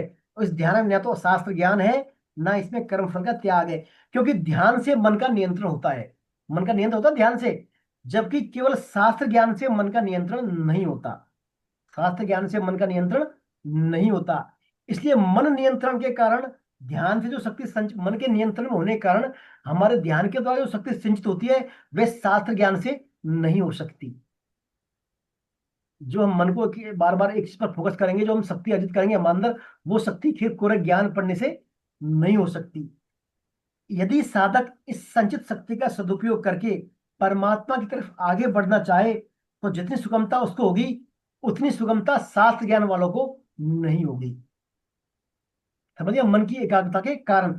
इसे ध्यान करने वाले साधक को अगर वह शास्त्र का अध्ययन करे तो मन की एकाग्रता के कारण वास्तविक ज्ञान की प्राप्ति बहुत सुगमता से हो सकती है। मन की एकाग्रता के कारण, हम कहते हैं पढ़ाई में मन लगाओ, मन लगा के पढ़ो आप, तो मन की एकाग्रता से क्या होता है, वास्तविक ज्ञान की प्राप्ति भी सुगमता से हो सकती है। जबकि केवल शास्त्र का या केवल ध्यान शास्त्र या ध्यान के चाहने पर शास्त्र का ज्ञान हो खाली एक, और एक क्या हो, ज्ञान वाला हो, है ना, शास्त्रों का ज्ञान वाला हो, एक अभ्यास वाला हो, उनको चाहने पर भी मन की चंचलता के कारण ध्यान लगाने में कठिनाई होती है। आपका मन चंचल है, मन आपका एक जगह टिक नहीं रहा, बहुत सारे शास्त्रों का ज्ञान कर लिया, बहुत सारा अभ्यास कर लिया, लेकिन मन की चंचलता के कारण उनको क्या है, एक विषय वस्तु पर ध्यान लगाने में कठिनाई होती है। आजकल हम देखा जाए वर्तमान काल में तो शास्त्र का अध्ययन करने वाले आदमी जितने मिलते हैं उतने मन की एकाग्रता के लिए उद्यम करने वाले नहीं मिलते, उतने मन की एकाग्रता के उद्यम करने वाले इतने आदमी नहीं मिलते। इसलिए क्या है, भगवान कह रहे हैं जो है शास्त्र की तुलना में मन की एकाग्रता वाला मामला श्रेष्ठ है। मन आपका एकाग्र होगा, मन नियमित होगा, मन संयम होगा, तो भगवान ने कहा ना, उदृढ़ आत्मात्मान अवसादेत, अपने आप को जीतो आप, जिसने अपने आप को मन को जीत लिया है वही जितेंद्रिय है। हमारी सभी इंद्रियों में, उनमें सबसे महत्वपूर्ण मन है। मन हमारे कंट्रोल में हो गया तो सब इंद्रियां फिर कंट्रोल में आ जाएंगे स्वतः ही। और मन यदि कंट्रोल में नहीं आया तो पांचों इंद्रियां फिर पांचों दिशाओं डायरेक्शन भागेंगी पांचों इंद्रियां। तो मेन बात है मन, और मन को कहता है यहाँ पर ध्यान के द्वारा मन पर नियंत्रण पाया जा सकता है। भगवान ने भी कहा था अर्जुन से, जब अर्जुन ने 11वें अध्याय पूछा था, भगवान आप मन को नियंत्रण करने की बात कह रहे हैं, तो मन को तो जैसे आकाश में स्थित वायु को मुट्ठी में बंद किया जाए इस प्रकार जो असंभव है, इसी प्रकार मन को नियंत्रण करना भी असंभव है। तो भगवान ने कहा था अभ्यास और वैराग्य के द्वारा मन को नियंत्रित किया जा सकता है। अभ्यास यानी बार बार ध्यान करें, हम बार बार ध्यान हो, मन को एक विषय पर अभ्यास करें, बार बार एक विषय में लगाएं, और फिर वैराग्य यानी संसार से डिसअटैचमेंट भी हो, तो हम मन को नियंत्रण में कर सकते हैं। तो वही बात यहाँ पर कह रहे हैं, भगवान कह रहे हैं जो है ध्यान से ज्ञान से ध्यान श्रेष्ठ है, ज्ञान से ध्यान श्रेष्ठ है। अभ्यास से तो ज्ञान श्रेष्ठ बताया है और ज्ञान से ध्यान श्रेष्ठ बताया। फिर कहते हैं ध्यानात् कर्मफल त्यागाच, कर्म और ध्यान से क्या है, कर्म फलों का त्याग श्रेष्ठ है, क्योंकि त्यागात् शांति अनंतरम, क्योंकि त्याग से दो तत्काल शांति मिलती है। देखिए ज्ञान और कर्मफल, ज्ञान हो और कर्मफल त्याग से रहित ध्यान, कर्मफल त्याग से रहित ध्यान, यानी हमारा जो ध्यान कर रहे हैं, मन को ध्यान कर रहे हैं, लेकिन कर्म के फल में तो आसक्ति है हमारी, है ना। तो भगवान कह रहे हैं ज्ञान हो हमारे पास और कर्म फल के त्याग से रहित ध्यान, इनकी अपेक्षा क्या है, ज्ञान और ध्यान से रहित कर्म फल का त्याग श्रेष्ठ है। यानी ज्ञान से और ध्यान से श्रेष्ठ बताया है किसको, कर्म फल के त्याग को। यहाँ कर्म फल त्याग का अर्थ कर्मों और कर्मों के फलों का स्वरूप से त्याग नहीं है, अपितु क्या है, कर्मों और उनके फलों में ममता, आसक्ति और कामना का त्याग। कर्मों और कर्मों के फलों में किसका त्याग, ममता, आसक्ति और इनका त्याग, ये यहाँ पर भगवान कह रहे हैं। तो कर्मयोग ये होगा, कर्मयोग हुआ एक प्रकार से, क्या हो गया, कर्मयोग। कर्मयोग क्या करता है, दूसरे के लिए कर्म करता है, वो अपने लिए कर्म करता ही नहीं, क्योंकि कर्म में उसकी फल की आसक्ति है नहीं। यदि फल की आसक्ति होगी तो फिर कर्मयोग नहीं होगा। तो कर्मयोग के मूल मंत्र पे स्वामी 3 बात बताते हैं। पहला बोलते हैं स्वामी अपना कुछ नहीं, अपना कुछ नहीं। फिर कहते हैं स्वामी अपने लिए कुछ नहीं, और फिर कहते हैं अपने लिए कुछ नहीं करना भी है, फिर अपने लिए कुछ नहीं करना। फिर यानी अपनी ममता, आसक्ति, वासना को केंद्र में रखकर कि रेफरेंस में अपना कुछ नहीं है, अपने लिए कुछ नहीं है और अपने लिए कुछ भी नहीं करना, ये स्वामी जी का सूत्र है। तो किसी भी साधन की, हमारे की कोई भी साधन करें, उस साधन की सुगमता और कठिनता, हमारे लिए साधन वो सुगम है या कठिन है, ये निर्भर करता है हमारे रुचि और उद्देश्य पर। हमारा रुचि कैसी है और हमारा उद्देश्य क्या है। रुचि और उद्देश्य एक होने से, यानी रुचि और उद्देश्य भगवान का हो, हमारा दोनों में भगवान हो, रुचि और उद्देश्य एक भगवान का होने से साधन सुगम हो जाता है हमारा। और रुचि संसार की रहे हमारी और उद्देश्य रहे भगवान का, तो फिर साधन क्या हो जाता है, कठिन हो जाता है। फिर देखिए रुचि और उद्देश्य, आपकी रुचि तो मान लीजिए संसार में, ऐसा संसार में रचे बचे हो, और उद्देश्य भगवान प्राप्ति का है, तो फिर हम जो भी साधन करेंगे ना, वो साधन बड़ा कठिनता से कठिन प्रतीत होगा हमारे लिए, बड़ा टेढ़ा होगा वो, क्योंकि रुचि और उद्देश्य भिन्न भिन्न है। और रुचि और उद्देश्य एक होगा हमारा, तो हमारा साधन वो सहज हो जाएगा। ये हमारे किसी भी सांसारिक मामले में फिट बैठता है। मान लीजिए कोई विद्यार्थी है और उसका उद्देश्य, मान लीजिए कोई एग्जाम पास करना है और रुचि उसकी पढ़ने में है नहीं है, तो उसको वो पढ़ाई जो है बहुत टफ लगेगी, उसको नहीं हो पाएगा। और उसकी रुचि भी पढ़ने में है और उद्देश्य तो है ही उसका सफलता का, रुचि पढ़ने में भी है, तो वो साधन उसको पढ़ाई सहजता से हो जाएगी। तो रुचि और उद्देश्य हमारे दोनों एक होने चाहिए, यानी रुचि और उद्देश्य दोनों भगवान के रहेंगे, तो चाहे कोई सा भी साधन हो हमारा, वो सहजता से हम प्राप्त कर लेते हैं उसको। स्वामी जी कहते हैं जैसे हमें सबकी भूख एक ही होती है, भूख सबकी एक ही होती है, और भोजन करने के बाद जो हमें तृप्ति होती है उसका अनुभव भी सबको एक ही होता है। एक ही होता है ना, सबको भूख लगती है, सेम भूख लगती है, और फिर भोजन करने के बाद तृप्ति भी एक जैसी। लेकिन हमारे क्या है, भोजन की रुचि सबकी अलग अलग होती है। किसी को क्या दाल चावल अच्छे लगते हैं, किसी को दाल रोटी अच्छी लगती है, किसी को मिठाई स्वीट्स, किसी को चूरमा दाल बाटी, अलग अलग जो है डिशेज अच्छी लगती है।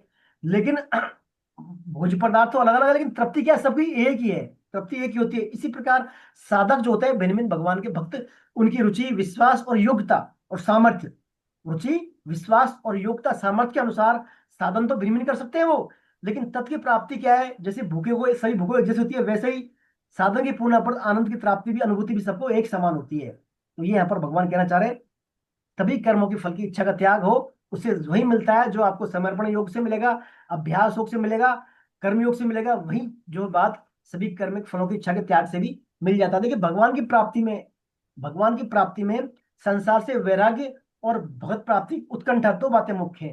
क्या बात मुख्य है? एक तो संसार से वैराग्य और एक भगत प्राप्ति की उत्कंठा। अब इन दिनों में कोई भी हमारी एक साधन हो जाए, कोई भी एक चीज फिट बैठ जाए, कोई भी एक चीज तीव्रता से हो जाए, तो भगत प्राप्ति में आराम से हो जाती है। फिर भी इन दोनों महत्वपूर्ण है उत्कंठा, यानी भगत प्राप्ति की उत्कंठा खास महत्वपूर्ण है। अब जो हमने चार साधन पढ़े थे इसमें अभी ऊपर, समर्पण योग है, भगवान के अर्पण करना, मदद अर्पण, अभ्यास योग, भगत कर्म, सभी कर्मों को फल का त्याग, इनमें तीन साधन तो क्या है ना, भगवान की उत्कंठा जात करने वाले हैं। कौन कौन से तीन साधन? चार साधन थे ना, समर्पण योग, अभ्यास योग, भगवत कर्म और सभी कर्मों के फल का त्याग। इनमें जो पहले तीन साधक थे ना, कौन कौन से? अभ्यास, शास्त्र ज्ञान और ध्यान। अभ्यास, शास्त्र ज्ञान और ध्यान, ये तो सापेक्ष है, यानी हमारे कर्ण सापेक्ष हैं, और कर्म फल का त्याग ये कर्ण निरपेक्ष है। अब प्रथम तीन साधन जो बोले मैंने, समर्पण योग, अभ्यास योग और भगवत कर्म, ये क्या है? इनसे भगवान के प्रति हमारी उत्कट इच्छा, उत्कंठा जागृत होती है, यानी भगवत प्राप्त करने की तीव्र लालसा जागृत होती है। भगवान के लिए कर्म करने से, भगवान के लिए अभ्यास योग करने से, और भगवान को अपने आप को अर्पित करने से भगवान के प्रति उत्कंठ इच्छा जागृत होती है। और जो चौथा साधन है सभी कर्मिक फलों की इच्छा का त्याग, उससे क्या होती है? उससे हमारी संसार से वैराग्य, यानी संसार से संबंध विच्छेद कराने वाला काम होता है।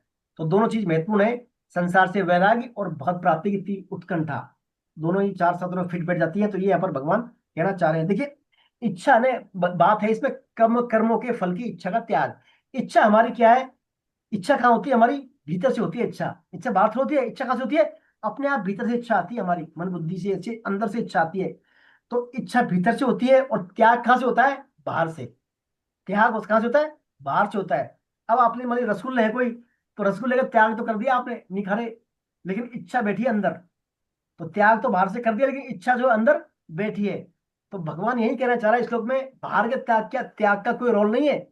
आपने बाहर खाया नहीं खाया लगवा, लेकिन अंदर भी आपने इच्छा ही त्याग दी, इच्छा ही कर दिया अगर नहीं खाना अंदर से बिल्कुल, तो वो वास्तव में सच्चा त्याग है अंदर से।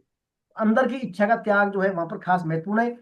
फल त्याग करने पर भी यदि भीतर से उसकी इच्छा बनी रहे, अतः साधक का उद्देश्य कर्म फल के इच्छा का त्याग रहना चाहिए। मुक्ति वस्तु के त्याग से नहीं होती, प्रत्युत वस्तु की इच्छा के त्याग से होती है। भगवान क्या कहते हैं? मुक्ति जो है वस्तु के त्याग से नहीं होती है, अपितु वस्तु की इच्छा के त्याग से होती है। इसलिए इच्छा जो अंदर की चीज महत्वपूर्ण है, अंदर की बात महत्वपूर्ण है। तो सभी कर्मों के फल की इच्छा का त्याग, ये क्या? त्यागा शांति निरंतर, इससे तत्काल शांति मिलती है। आपने इच्छा त्याग दी, इच्छा से अंदर से त्याग दिया सब कुछ, तो इससे क्या? तत्काल शांति मिलती है। ये भगवान यहाँ पर कहना चाह रहे हैं। तो भगवान ने संक्षिप्त में कहा अर्जुन से, भैया अभ्यास कर मेरे लिए, समर्पण कर, कर्म कर, मन बुद्धि लगा, ये सब भी कुछ नहीं कर पाता, तो फिर जो है अभ्यास से ज्ञान श्रेष्ठ बताया, ज्ञान से ध्यान, और ध्यान भी नहीं कर पाता, तो फिर ऐसा कर सभी कर्मों के फल की इच्छा का त्याग कर दे, उससे जो तत्काल शांति मिलेगी और मेरे को प्राप्त हो जाएगा। तो ये यहाँ पर भगवान ने बात बताई है। आइए अब आगे चलते हैं। अब श्लोक नंबर 12 हो गया, श्लोक नंबर 13 और 14 पे आइए। श्लोक नंबर 13, 14। अब देखिए, अब जो हम श्लोक पढ़ेंगे आगे, इन श्लोकों में क्या है? भगवान जो है अपने प्रिय भक्तों के 39 लक्षणों के बारे में बखान कर रहे हैं। ये तो भगवान ने बता दिया सैद्धांतिक बात कि ऐसा करोगे तो ऐसा होगा, उन्हें तो ये कर लो आप। अब भगवान कह रहे हैं जो मेरा भक्त है वास्तव में, ये तो आपने भगवान ने कर्ण सापेक्ष वाली बात है। अब भगवान बता रहे अंदर की बात कि जो मेरे भक्त हैं उनमें क्या क्या लक्षण होते हैं। अब देखिए ये बड़े महत्वपूर्ण बातें हैं। हम सभी अपने आप को लक्षणों गौर से पढ़ें और ये विचार करें कि हमारे में ये कितने लक्षण हैं, हमारे अपने आप पे अप्लाई करें आप सभी लक्षणों को। कि हमें इनमें से कितने लक्षण है, 39 में से कितने परसेंट, 10, 20, 30, 40 कितने परसेंट लक्षण है, ये आप एनालिसिस करना और फिर अंत में अपन चर्चा करेंगे लक्षणों की, ना। आइए हम पढ़ते हैं श्लोक नंबर 13 और 14। इसमें भगवान जो है भक्तों के 12 मैं लक्षण पढ़ूँ बताए। सर? हाँ, जिसका मैं नंबर क्या पढ़ूं? आप पढ़ लें। मैं पढ़ूँ सर? हाँ अलका जी आप पढ़ लें, बिल्कुल आपने नहीं पढ़ा, आप पढ़ लें। हरे कृष्णा प्रभु जी। जी। अद्रष्टा सर्वभूतानां मैत्र करुण एव च निर्ममो निरहङ्कारः दुःख सुख क्षमी संयुक्त संतुष्टः सततं योगी यतात्मा दृढ़ निश्चय मय्यर्पित मनोबुद्धियो मद्भक्त स मैं प्रिय।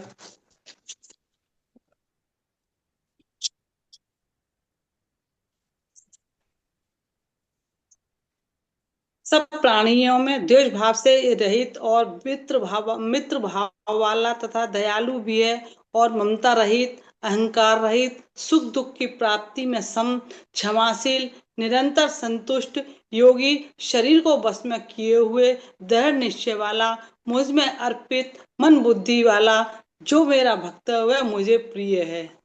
हरे कृष्णा प्रभु जी। हरे कृष्णा। देखिए भगवान ने यहाँ पर शुरुआत किया 12 लक्षणों से।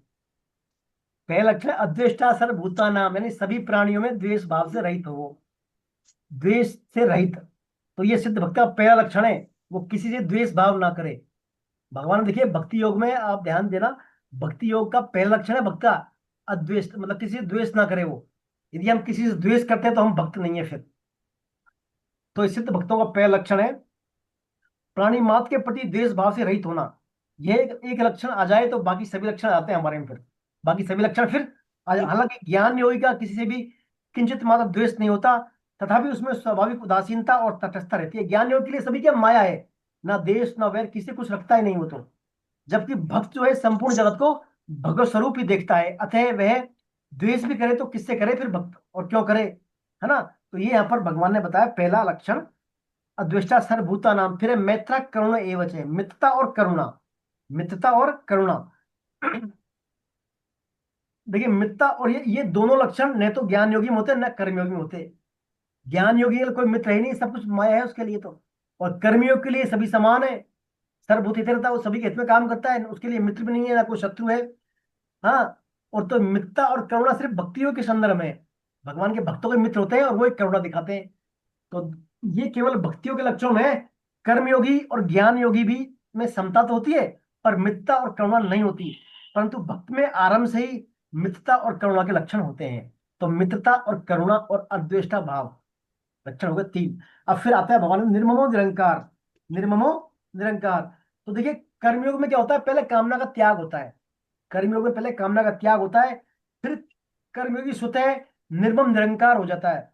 कोई कामना नहीं है उसकी, भाई कोई कामना ही नहीं है तो बस फिर काय का, वो सब कुछ सेवा कर रहा है, निस्वार्थ सेवा कर रहा है, निष्काम, तो निरंकार हो जाता है। ज्ञान योग में पहले अहंकार का त्याग होता है, पहले मैं मेरापन खत्म होता है ज्ञान योग में, फिर ज्ञान योगी स्वतः ही निर्मम हो जाता है, भाई सब कुछ माया है, मैं भगवान का हूँ, भगवान मेरे, भगवान का अंश हूं मैं, फिर वो क्या स्वतः ही निर्मम होता है। और भक्ति योग में भगवान क्या, भक्त क्या करता है, भगवान अपने आप को भगवान को अर्पित कर देते हैं। भक्ति योग में भगवान अपने आप को भक्तों को अर्पित कर देते हैं, तो भगवत कृपा से फिर वो भी क्या है, स्वतः निर्मम होकर निरंकार हो जाता है भगवान का भक्त।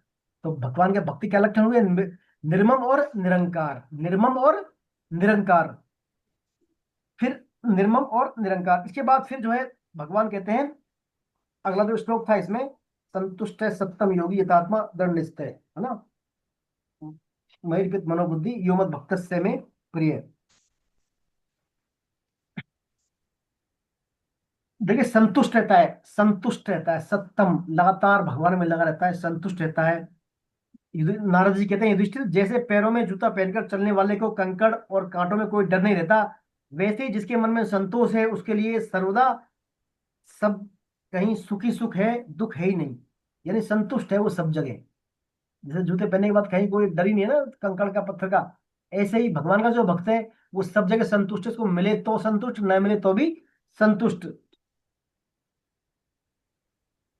यथात्मा बोला है, जिसका मन बुद्धि इंद्रियों सहित संपूर्ण पर शरीर पर अधिकार है, वह यथात्मा है। दृढ़ निश्चय की गीता में बहुत महिमा है। इस निश्चय से, इस दृढ़ निश्चय से दुराचारी भी तत्क्षण साधु बन जाता है। परमात्मा प्राप्ति का दृढ़ निश्चय करने से मन बुद्धि अहंकार सब भगवान में लग जाते हैं। जिसने स्वयं भगवान को अर्पित कर दिया उसके मन बुद्धि स्वतः ही भगवान में अर्पित हो जाते हैं। देखिए संतुष्ट, इसमें क्षमी भी आया, शब्द आया ना क्षमी, समय दुख दुख क्षमी, क्षमी किसको बोलते हैं? जिसने क्षमा। क्या है, क्षमा करने वाला भाव तो है ही। जिसने किसी भी तरह का अपना किसी भी तरह का, मान लीजिए कोई अपराध करने वाला हो, उसको किसी प्रकार का दंड की इच्छा न रखकर उसे क्षमा कर देने वाले को क्षमी कहते हैं, यानी क्षमा भाव वाला। अपने से कम सामर्थ्य वाला हो, जिसने अपने प्रति अपराध कर दिया, हम उसको दंड दे सकते हैं, लेकिन फिर भी ना तो इस लोक में ना परलोक में उसका दंड का भाव रखे हम, तो क्षमी, तो क्षमी भी होता है, क्षमा करने वाला भाव भी होता है उसमें, है ना। तो संतुष्ट है, सत्यम है, और भगवान में मन बुद्धि अर्पित करने वाला ऐसा भगवान को प्रिय है ना। तो इसमें क्या क्या आ गया देखिए लक्षण, द्वेष भाव से रहित हो, मित्र भाव वाला हो, और दयालु भी हो, और ममता रहित हो, अहंकार रहित हो, सुख दुख की प्राप्ति में सम रहने वाला हो, क्षमाशील हो, निरंतर संतुष्ट योगी हो, और शरीर को वश में किया हुआ हो, और दृढ़ निश्चय वाला हो, और भगवान को जो मन बुद्धि अर्पित करने वाला हो, ऐसा भक्त भगवान को क्या है, प्रिय है। ऐसा भक्त भगवान को प्रिय है। देखिए इसमें सेठ जी का उदाहरण दिया है। एक बार सेठ जयराम गोविंद जी जो है, एक बार कलकत्ता में प्रवचन कर रहे थे। तो प्रवचन करते करते उनको एक बार खबर, ये स्वतंत्रता प्राप्ति के बाद की बात है, उस समय एक खबर आई मीडिया पर कि जो है पाकिस्तान की जो थी जिन्ना, उनका निधन हो गया है। तो लोग खुश हो गए, वहां पर लोग खुश हो गए। तो सेठ जी बोले भाई हमें किसी की मृत्यु पर खुश होना नहीं चाहिए। नहीं होने तो लोगों ने कहा भाई आपकी बात तो ठीक है, लेकिन ऐसे दुष्ट व्यक्ति का संहार होना अच्छी बात है। राक्षसों की मृत्यु पर जो देवता ही पुष्प वर्षा करते थे, इसमें बुराई क्या है? देवता लोग जो धुंधई बजाते थे, पुष्प वर्षा करते थे। तो सेठ जी ने कहा भाई ये देवताओं का आचरण है, ऐसा करना देवताओं का आचरण है। हम महात्माओं की बात कर रहे हैं। धन ऐश्वर्य ज्यादा था, पुण्य ज्यादा थे तो वो देवता बन गए, लेकिन महात्मा बनना दुर्लभ है। तो महात्मा में प्राणी मात्र के प्रति करुणा होती है, वह किसी का भी पराभव देखकर खुश नहीं हो सकता। तो हमें ऐसा भी क्या है भाव, यही भगवान का भक्तों का लक्षण है ना। आइए अब भगवान का हमने ये पढ़ लिए लक्षण, अब पढ़ते हैं आगे 6 लक्षण वाले दूसरे श्लोक पढ़ते हैं, श्लोक नंबर 15 और 16। कौन पढ़ेगा श्लोक नंबर 15 और 16? सर यथात्मा मतलब शरीर को वश में किया हुआ हो। हाँ, जिसका मन बुद्धि इंद्रियों सहित शरीर पर पूर्ण अधिकार है, यानी पूरा शरीर मन बुद्धि कंट्रोल में है, उसके में सब कुछ कंट्रोल में है। यथात्मा दृढ़ निश्चय, निश्चय वाला। हरे कृष्णाचार्य जी, मैं जी पढ़ूं जी? हाँ ऋतु जी आप पढ़ें श्लोक नंबर 15-16। जी। यशामन्नो दिविजते लोको लोकानो दिविजते च यः हरिशामर्षभियो दुवे गैरेयो यः स च मयप्रियः अनपेक्ष्यः सुचिरिदक्षः उदासीनी गत्यथः सर्वारभक्परित्यागी यो मैं भक्तः सा मैं प्रियः। जिसमें कोई भी प्राणी उदिग्रह सुबुद्ध नहीं होता, और जो स्वयं भी किसी प्राणी से उदिग्रह नहीं होता, तथा जो हर्ष उमहर्ष ईर्ष्या भय और उद्वेग के हलचल में रहित है, वह मुझे प्रिय है। जो अपेक्षा भौतिक वस्तु व्यक्ति की आशा से रहित, बाहर भीतर से पवित्र, चतुर, उदासीन, व्यथा से रहित, और सभी आरंभों का अर्थात नए नए कर्मों के आरंभ का सर्वथा त्यागी है, वह मेरा भक्त मुझे प्रिय है। नमन। तो देखिए इसमें वो फिर वो भगवान ने 12 लक्षण बताए हैं। यस्मानो द्वितीय लोको लोकानो द्वितीय चय हर समर्थ भयोद गहरे मुक्ति ऐसा चय में प्रिय। तो भगवान देखिए कह रहे हैं उद्विग्न होना खास बात है इसमें, उद्विग्न होना। मन हमारा उद्विग्न होता है ना, उद्विग्न, उद्विग्न किसको बोलते हैं हम? मन का जो है एक रूप नहीं देकर, मन का हमारे का एक रूप नहीं, हलचल लिप्त हो जाना, मन में कभी क्या आ गया कभी क्या आ गया, बार बार विचलन हो रहा है ना, उस उद्विग्न होना। तो भगवान कह रहे उद्विग्न नहीं होता मेरा भक्त। यस्मानो द्वितीय लोको लोकानो जय हर्षा मर्ष भयोद गहरे मुक्ति ऐसा चय में, यानी हर्ष और अमर्ष ईर्ष्या भय से मुक्त होना। यानी ईर्ष्या किसको बोलते हैं? ईर्ष्या किसी की उन्नति या उत्कर्ष को सहन नहीं करना, उसको बोलते हैं अमर्ष, यानी ईर्ष्या। ईर्ष्या ईर्ष्या भी नहीं हो उसमें, भक्त में, है ना। भय भी ना हो, भय किसको बोलते हैं? इष्ट के वियोग, इष्ट के वियोग और अनिष्ट के संयोग की आशंका से जो हमारे अंदर विकार होता है उसको भय बोलते हैं। हमारे जो इष्ट यानी हमारी चाहना को तो बिछुड़ जाए, और जो वियोग है हमारा, जो अनिष्ट है उसका संयोग हो जाए, नहीं चाहते वो बात आ जाए, चाहे वो नहीं हो, तो उसकी शंका से हमारे अंदर जो विकार आता है मन में, उसको भय बोलते हैं। तो भगवान के भक्तों को भय भी नहीं होता, उद्वेग भी नहीं होता, अमर्ष यानी ईर्ष्या भी नहीं होती। इनसे सर्वथा मुक्त हो वो, मुक्त हो इससे अच्छे में प्रिय, यानी इनसे सर्वथा छूटा हुआ। देखिए ये हमारे अंदर उद्वेग, ईर्ष्या, अमर्ष, भय कब आते हैं? ये हमारे अंदर कब आते हैं? दूसरों को सत्ता देने से, यानी भगवान के अलावा संसार की नाशवान पदार्थों की सत्ता की हमारे महत्व देने से ये सब बातें हमारे में आती है। तो भक्त की दृष्टि में भगवान के सिवाय कोई दूसरी सत्ता नहीं होती, सिर्फ और सिर्फ भगवान की सत्ता होती है। फिर वह भगवान का जो भक्त किससे तो उद्वेग करेगा, किससे ईर्ष्या करेगा, किससे भयभीत होगा, सब कुछ क्या है किससे नहीं होता उसका फिर, यानी भगवान के आश्रित है वो। तो ये लक्षण भी क्या है? भगवान के अपने आप में लक्षण है। भगवान के भक्तों के हर समर्थ भयोद्गरे मुक्त हुए, इससे सबसे मुक्त हुआ जो मेरा भक्त है। अब फिर इसके बाद भगवान और बता रहे हैं अगले श्लोक में, 6 लक्षण और बता रहे हैं 16वें श्लोक में। कौन पढ़ेंगे श्लोक में 16वां? जिसने नहीं पढ़ा वो पढ़ ले। हरे कृष्णा 17वां है सर, सर, मैंने नहीं पढ़ा। 17वां। 17 17वां सर, 17वां पढ़ ले 12 बिल्कुल। सर मैं पढ़ूं? जी सर पढ़ ले। ये सर ये भय नहीं होता तो ये हाँ भी तो होता है ना कि अपन भगवान से नहीं मिले तो क्या होगा, तो ये भी एक तरह का भय ही हो गया ना। देखिए इसको हम भय के, यह भय से तात्पर्य संसारिक भय से है, यहाँ पर संसारिक भय से तात्पर्य है, यानी भगवान के अलावा किसी दूसरे की सत्ता को देखते हैं ना हम, भगवान के अलावा किसी दूसरे की सत्ता को महत्व देने से ये हमारा जो इष्ट है, यानी हमारा जो मन की चाहना है वो नहीं हो, और जो नहीं चाहते वो हो जाए, ऐसी जो आशंका होती है मन में, तो उससे मन में विकार आते हैं। फिर उस विकार का नाम भय है यहाँ पर। भगवान को नहीं मिले तो क्या होगा? ये तो भगवान की उत्कंठ जिज्ञासा हो गई है। भगवान को नहीं मिलेंगे तो क्या होगा? तो ये भगवान के बारे में चिंतन हो गया ना, ये तो भगवान का चिंतन हो गया। तो ये भय नहीं है। भय सिर्फ सांसारिक वस्तुओं से संबंध में, अपने चाहना, अपने अनुकूलता का वियोग हो जाए, प्रतिकूलता का संयोग हो जाए, वो भय है यहाँ पर, है ना। भगवान के बारे में तो क्या, भगवान का चिंतन हो गया, फिर वो भय नहीं है वो। जी सर। जी चलते हैं। कौन आपका क्या नाम है? अभी किन्होंने पूछा था? मैंने नाम नाम क्या आपका? माधवी माधवी। जी। कैमरा ऑन करा करें आप, है ना। चलिए श्लोक हरे नंबर पढ़ें। हरे कृष्णा सर। हरे कृष्णा। यो न हर्ष्याति न द्वेष्टि न सोचति न कांक्षति शुभाशुभ परित्यागी भक्तिमान्यः स मे प्रियः। जो न कभी हर्षित होता है, न द्वेष करता है, न शोक करता है, न कामना करता है, और जो शुभ अशुभ कर्मों से ऊंचा उठा हुआ राग द्वेष से रहित है, वह भक्तिमान मनुष्य मुझे प्रिय है। यह भक्तिमान मनुष्य मुझे प्रिय मुझे है। प्रिय देखिए, है। हाँ 4 विकार हैं इस श्लोक में। राग, द्वेष, हर्ष और शोक। राग, द्वेष, हर्ष और शोक। राग, द्वेष, हर्ष और शोक। राग, द्वेष, हर्ष और शोक जो है ना, मूल विकार है हमारे 4। इन 4 विकारों से सभी विकार हमारे अंदर आ जाते हैं। तो भगवान यहाँ इसमें भगवान ने 5 बात बताया। क्या? राग, द्वेष, हर्ष, शोक और शुभाशुभ परित्यागी, यानी शुभ अशुभ कर्मों का सभी का परित्यागी। तो देखिए हमें यहाँ पर होता है हर्ष। हर्ष कब होता है? हमें जिसके प्रति हमारा राग हो, कोई जिसके प्रति हमारा राग होता है उसका संयोग हो जाए तो क्या होगा? हर्ष होगा। और जिसके प्रति हमारा क्या है? द्वेष है, उसका वियोग हो जाए तो भी हर्ष होता है। और किसी के प्रति राग है और उसका वियोग हो रहा हो तो क्या? शोक होगा। और किसी के प्रति द्वेष है, उसका संयोग हो रहा है तो भी क्या होगा? शोक होगा। तो यहाँ पर 4 विकार जो मूल है, हर्ष, शोक, राग और द्वेष, ये विकार भगवान के भक्त में नहीं होते। तो हमें ये बड़ा अच्छा समझाते हैं इसको। देखिए जैसे मान लीजिए रात्रि का समय है, रात्रि का समय है, तो रात्रि में क्या है, हम सोचते हैं अंधेरा हो रहा है तो दीपक जलाना चाहिए, दीपक। तो हमारे अंदर कामना आती है दीपक जलाने की, कि हम दीपक जलाते हैं।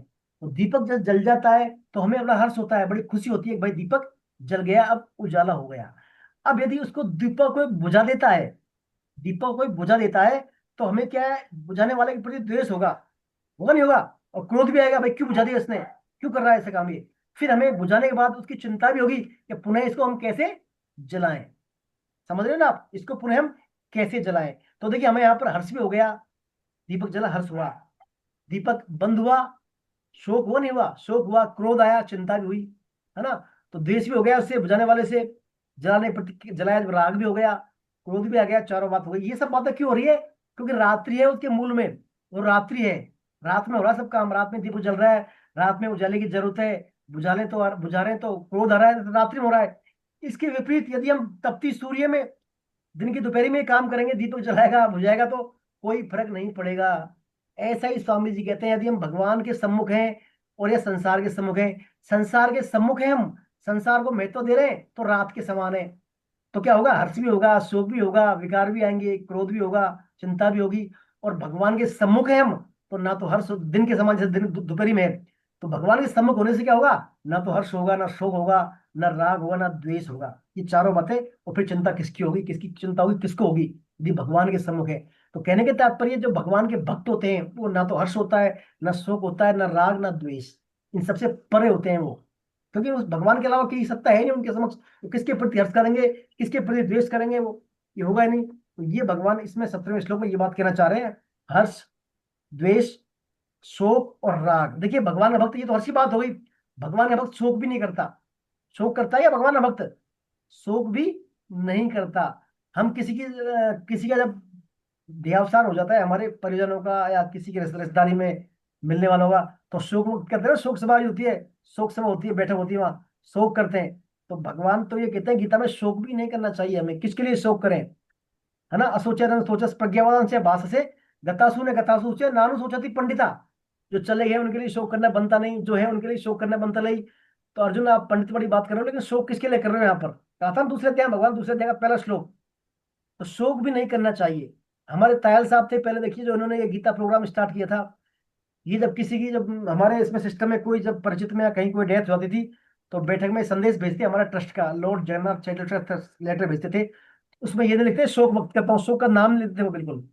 वो कहते हैं भाई, आपको जो है भगवान आपको अपने कर्तव्य पालन में करने की सहन शक्ति दे, भगवान इस परिस्थिति में आपने जो जिम्मेदारियों को निर्वहन करने की शक्ति दे। शोक का नाम नहीं लेते थे वो, शोक व्यक्त करते नहीं थे वो, पर है ना। अगर शोक शोक नहीं करते हैं तो आजकल तो लोग उसको भी बड़ा बोल देते हैं कि ये तो शोक भी नहीं कर रहे हैं, नहीं, कैसे है, शोक इनमें तो शोक दिल किस और वो भी नहीं है कुछ भी। भाई, शोक किसके लिए करें बताइए, शोक करें तो किसके लिए करें, शरीर के लिए करें या उसके आत्मा के लिए करें।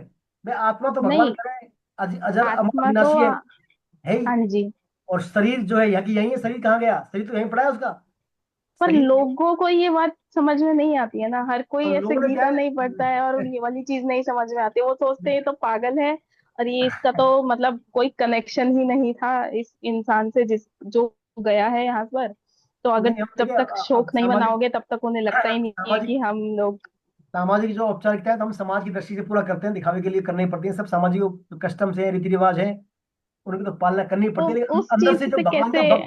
भगवान का जो भक्त होता है ना, अंदर से शोक नहीं करता वो।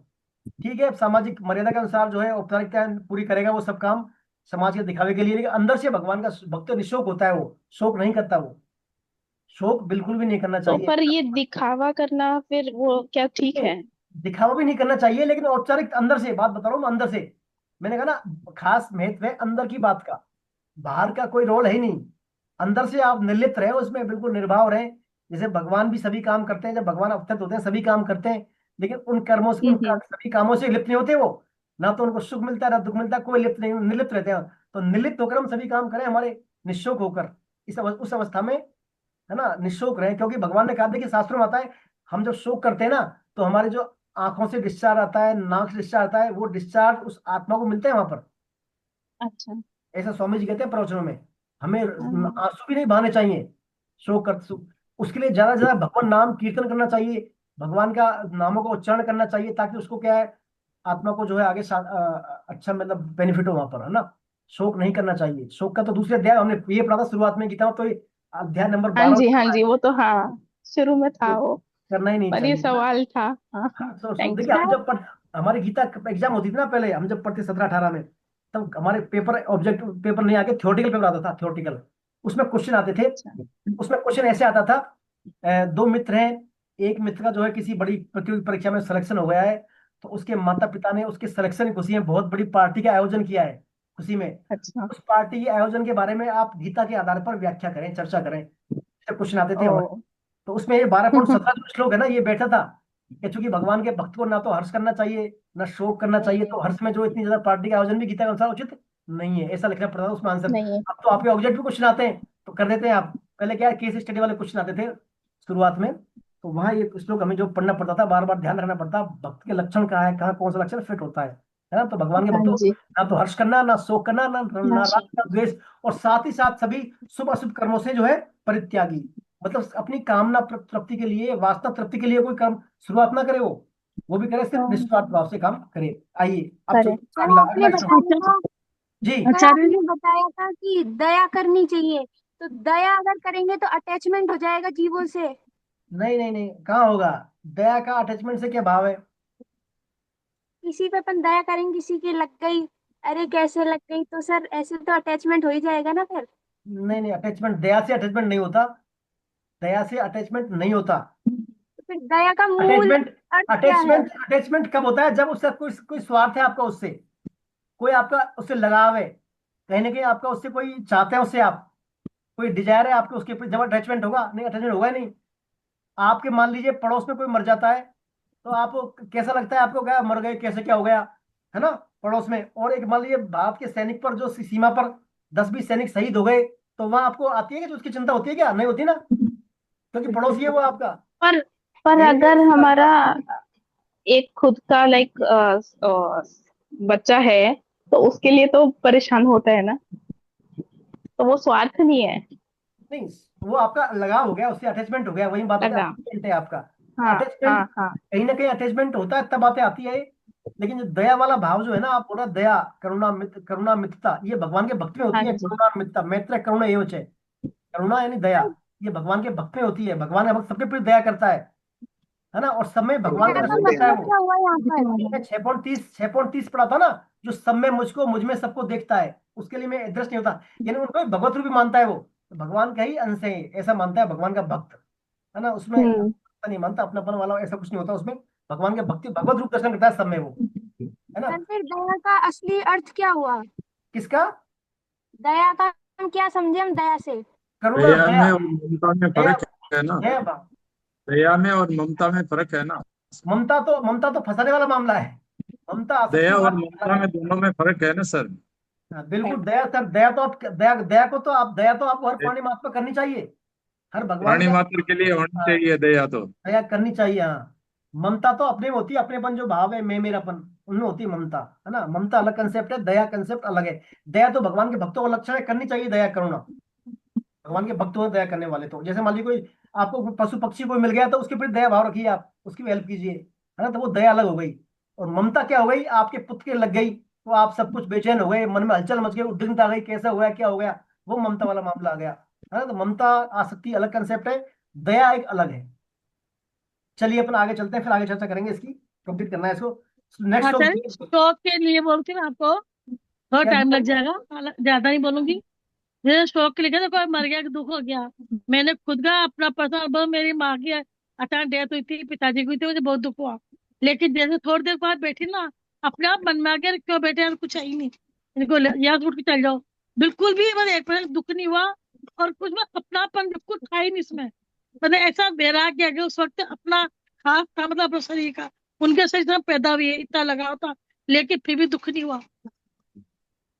बिल्कुल, आप वरिष्ठ साधिका हैं गीता की, आप समझते हैं गीता के नहीं, भावों को।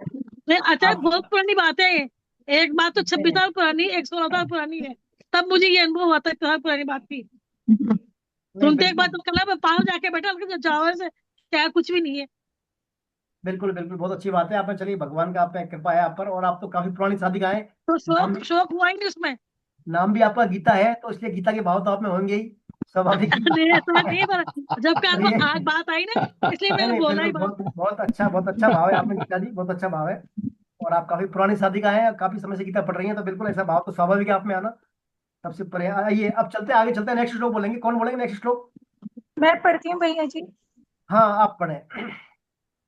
शमे शत्रौ च मित्रे च तथा मानापमानयोः शीतो शीतोषण सुख दुःखेषु समसंग विवर्जितः तुल्ये निंदा स्तुतिमौनि संतुष्टो येन केनचित् अनिकेतस्थिरमतिर्भक्ति मान में प्रियो नरः। जो शत्रु और मित्र में तथा मान अपमान में सम है, और शीत उष्ण शरीर की अनुकूलता प्रतिकूलता तथा सुख दुख मन बुद्धि की अनुकूलता प्रतिकूलता में सम है एवं आसक्ति रहित है, और जो निंदा स्तुति को समान समझने वाला मननशील जिस किसी प्रकार से भी शरीर का निर्वाह होने न होने से संतुष्ट रहने के स्थान तथा शरीर की ममता आसक्ति से रहित और स्थिर बुद्धि वाला है, वह भक्तिमान मनुष्य मुझे प्रिय है। हरे कृष्ण। हरे कृष्ण। अब देखिए भगवान ने यहाँ पर जो है उन्हें जो है समता के बारे में उल्लेख किया हुआ, उन्हें भगवान ने यहाँ पर समता के बारे में बताया। इनका मूल समता ही है इस श्लोक में, है ना। तमें शत्रु च मित्र तथा मानापमान हो, मान अपमान में, शत्रु मित्र में, शीत और उष्ण में, और सब में जो है समता वाला भाव हो। तुल्य में, निंदा में, स्तुति में समान रहे वो, है ना। सब में संतुष्ट रहे और अपने रहने का स्थान अनिकेत स्थिर मतिर, अपने रहने के स्थान में भी वो क्या है, लगाव ना हो उसको, स्थिर मति वाला, स्थिर बुद्धि वाला हो, ऐसा मनुष्य क्या है, मुझे प्रिय है। हम में कितने लक्षण है इनमें से, है क्या लक्षण? कुछ अभी कुछ लक्षण आए क्या? अब इसमें आप जो अपने पढ़े हैं तो 39 लक्षण पढ़ लिए लगभग ये। चलिए एक भी नहीं लग रहा मुझे तो सब। हाँ, चलिए अपन करेंगे बाद में करेंगे। तो देखिए इस श्लोक में समता के बारे में पुनः भगवान ने जोर दिया है। स्थिर बुद्धि की बात भी कही है, हम पढ़ चुके हैं दूसरे अध्याय में स्थिर बुद्धि के बारे में। स्थिर बुद्धि हो, समता हो, है ना। और साथ ही साथ जो है शत्रु मित्र में समान हो, स्तुति निंदा में समान हो, मान अपमान में समान हो, और सब में सम रहे हो। इन सभी अवसरों पर समता देखिए बड़ी कठिन है। शत्रु मित्र में सम रह सकते हैं, नहीं रह सकते हम। स्तुति निंदा में सम रह सकते हैं, नहीं रह सकते, है ना। बड़ा टेढ़ा काम है। तो 5 जो चीज होती है यहाँ पर, शत्रु मित्र, मान अपमान, शीतोष्ण यानी गर्मी सर्दी, सुख दुख निंदा, इन सब में हमें समान रहना, ऐसा भगवान यहाँ पर कह रहे हैं। तो देखिए राग द्वेष रहित होने के कारण भक्तों में क्या है, किसी के प्रति शत्रु मित्र का भाव होता है नहीं। भक्तों में क्या, ना तो राग होता है ना द्वेष होता है। राग द्वेष नहीं होने के कारण ये भाव होता ही नहीं, है ना। दूसरा फिर एक बात की मौनी, यानी मौन रूप हो, यानी हमेशा भगवान का मनन करने वाला हो, हमारे भगवान का चिंतन चलता रहे उसके मन में, उसको बोलते हैं मौनी, है ना। संतुष्ट यानी किंचित है।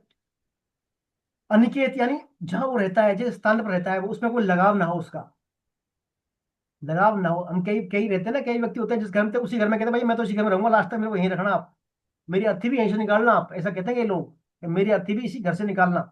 उनका अटैचमेंट होता है घर से।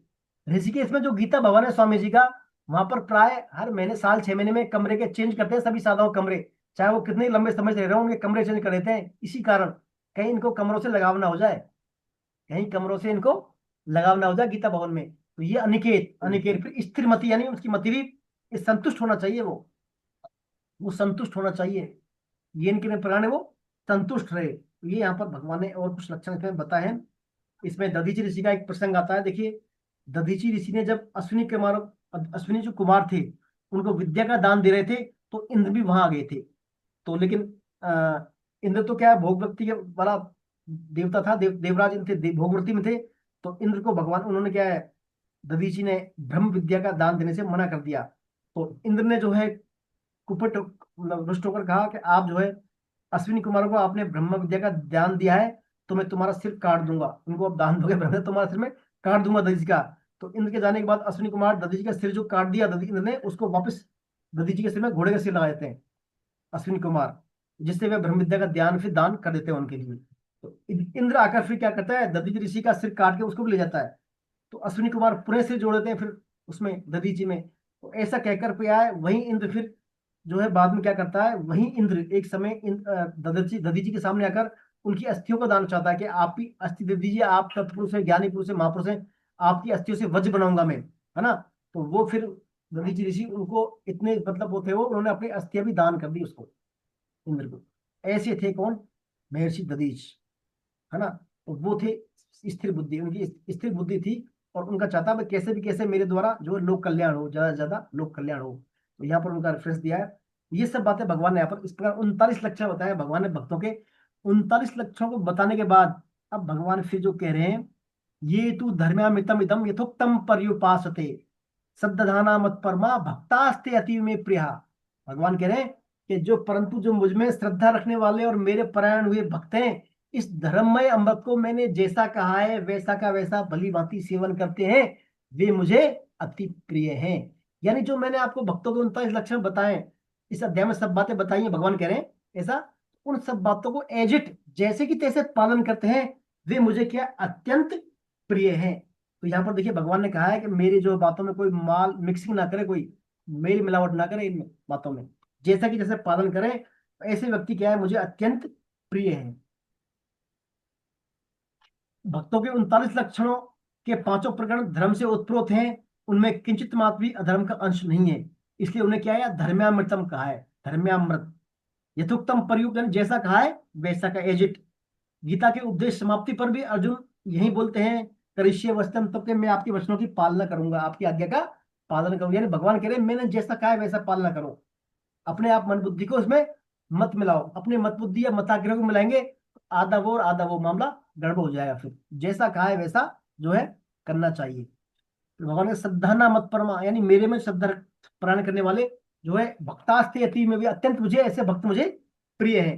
तो देखिए भक्ति योग में भगवत परायणता प्रमुख है, भक्ति योग में भगवत परायणता प्रमुख है। भगवान ही परम प्रापणीय तत्व है, उनके जैसा कोई और नहीं। ऐसी कर्तव्य परायणता होने से और श्रद्धा होने से साधन अपने आप होता है। फिर यद्यपि भक्ति के साधन में श्रद्धा, प्रेम और ज्ञान के साधन में विवेक का अधिक महत्व है, लेकिन हमें यह नहीं समझना चाहिए कि भक्ति के साधन में विवेक का और ज्ञान के साधन में श्रद्धा विश्वास का महत्व है ही नहीं, ऐसा नहीं समझना चाहिए। वास्तव में श्रद्धा और विवेक की सभी साधनों में बड़ी आवश्यकता है, श्रद्धा और विवेक की सभी साधनों में बड़ी आवश्यकता है। विवेक होने से भक्ति में तेजी आती है। इसी प्रकार शास्त्रों में और परमात्मा में श्रद्धा होने से ज्ञान पुष्ट होता है। साधक भगवान को अत्यंत प्रिय क्यों है, भगवान कह रहे हैं ऐसे साधक जो मैंने जैसा कहा वैसा मानते हैं, मुझे अत्यंत प्रिय है। क्यों?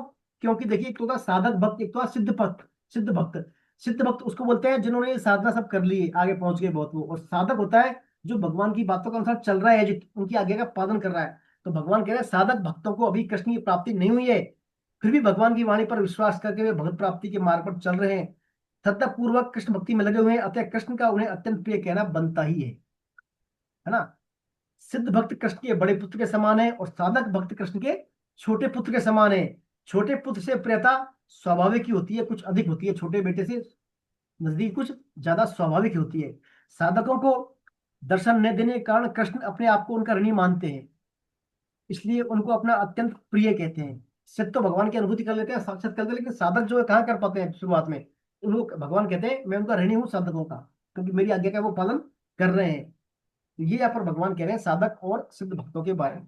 देखिए सिद्ध भक्तों में देवी गुण प्रत्यक्ष प्रकट होते हैं, जो ऊपर के लेवल के भक्त हैं, जिनको भगवान की अनुभूति हो गई, साक्षात्कार हो गया, ऐसे भक्तों में देवी गुण स्वतः ही प्रकट होते हैं और साधक अभी उनकी प्राप्ति के प्रयास में लगा है। फिर भी भगवान कृष्ण साधक भक्त को अत्यंत प्रिय कह रहे हैं, क्योंकि वह पूरी श्रद्धा से भगवान की आज्ञा पालन के लिए तत्पर है। भगवान की आज्ञा पालन के लिए वो तत्पर है। यह भगवान की कैसी कृपा है, इसका हम अनुभव करें और भगवान की आज्ञा पालन में अर्थात गीता प्रचार में पूरी तत्परता से जुट जाए, क्योंकि निष्काम भाव से गीता का प्रचार भगवान कृष्ण को सर्वाधिक प्रसन्नता देने वाला है। ये सब भगवान के वचन है। निष्काम भाव से गीता प्रचार करना गीता पढ़ने समझने से भी हम ज्यादा लाभदायक है। निष्काम भाव से गीता प्रचार करना गीता पढ़ने और समझने से भी ज्यादा लाभदायक, क्योंकि ये भगवान कृष्ण की आज्ञा है। गीता तत्व बुद्धि के बल पर नहीं, सिर्फ और सिर्फ भक्त कृपा से ही हमारे हृदय में प्रकट होगी। इसके लिए भगवान की बात यथार्थ मानना अति आवश्यक है। देखिए भगवान ने यहाँ पर जो 39 लक्षण बताए हैं, ये हमारे में एक भी लक्षण नहीं है। खास बात तो ये है, ये हमारे में एक भी लक्षण है नहीं।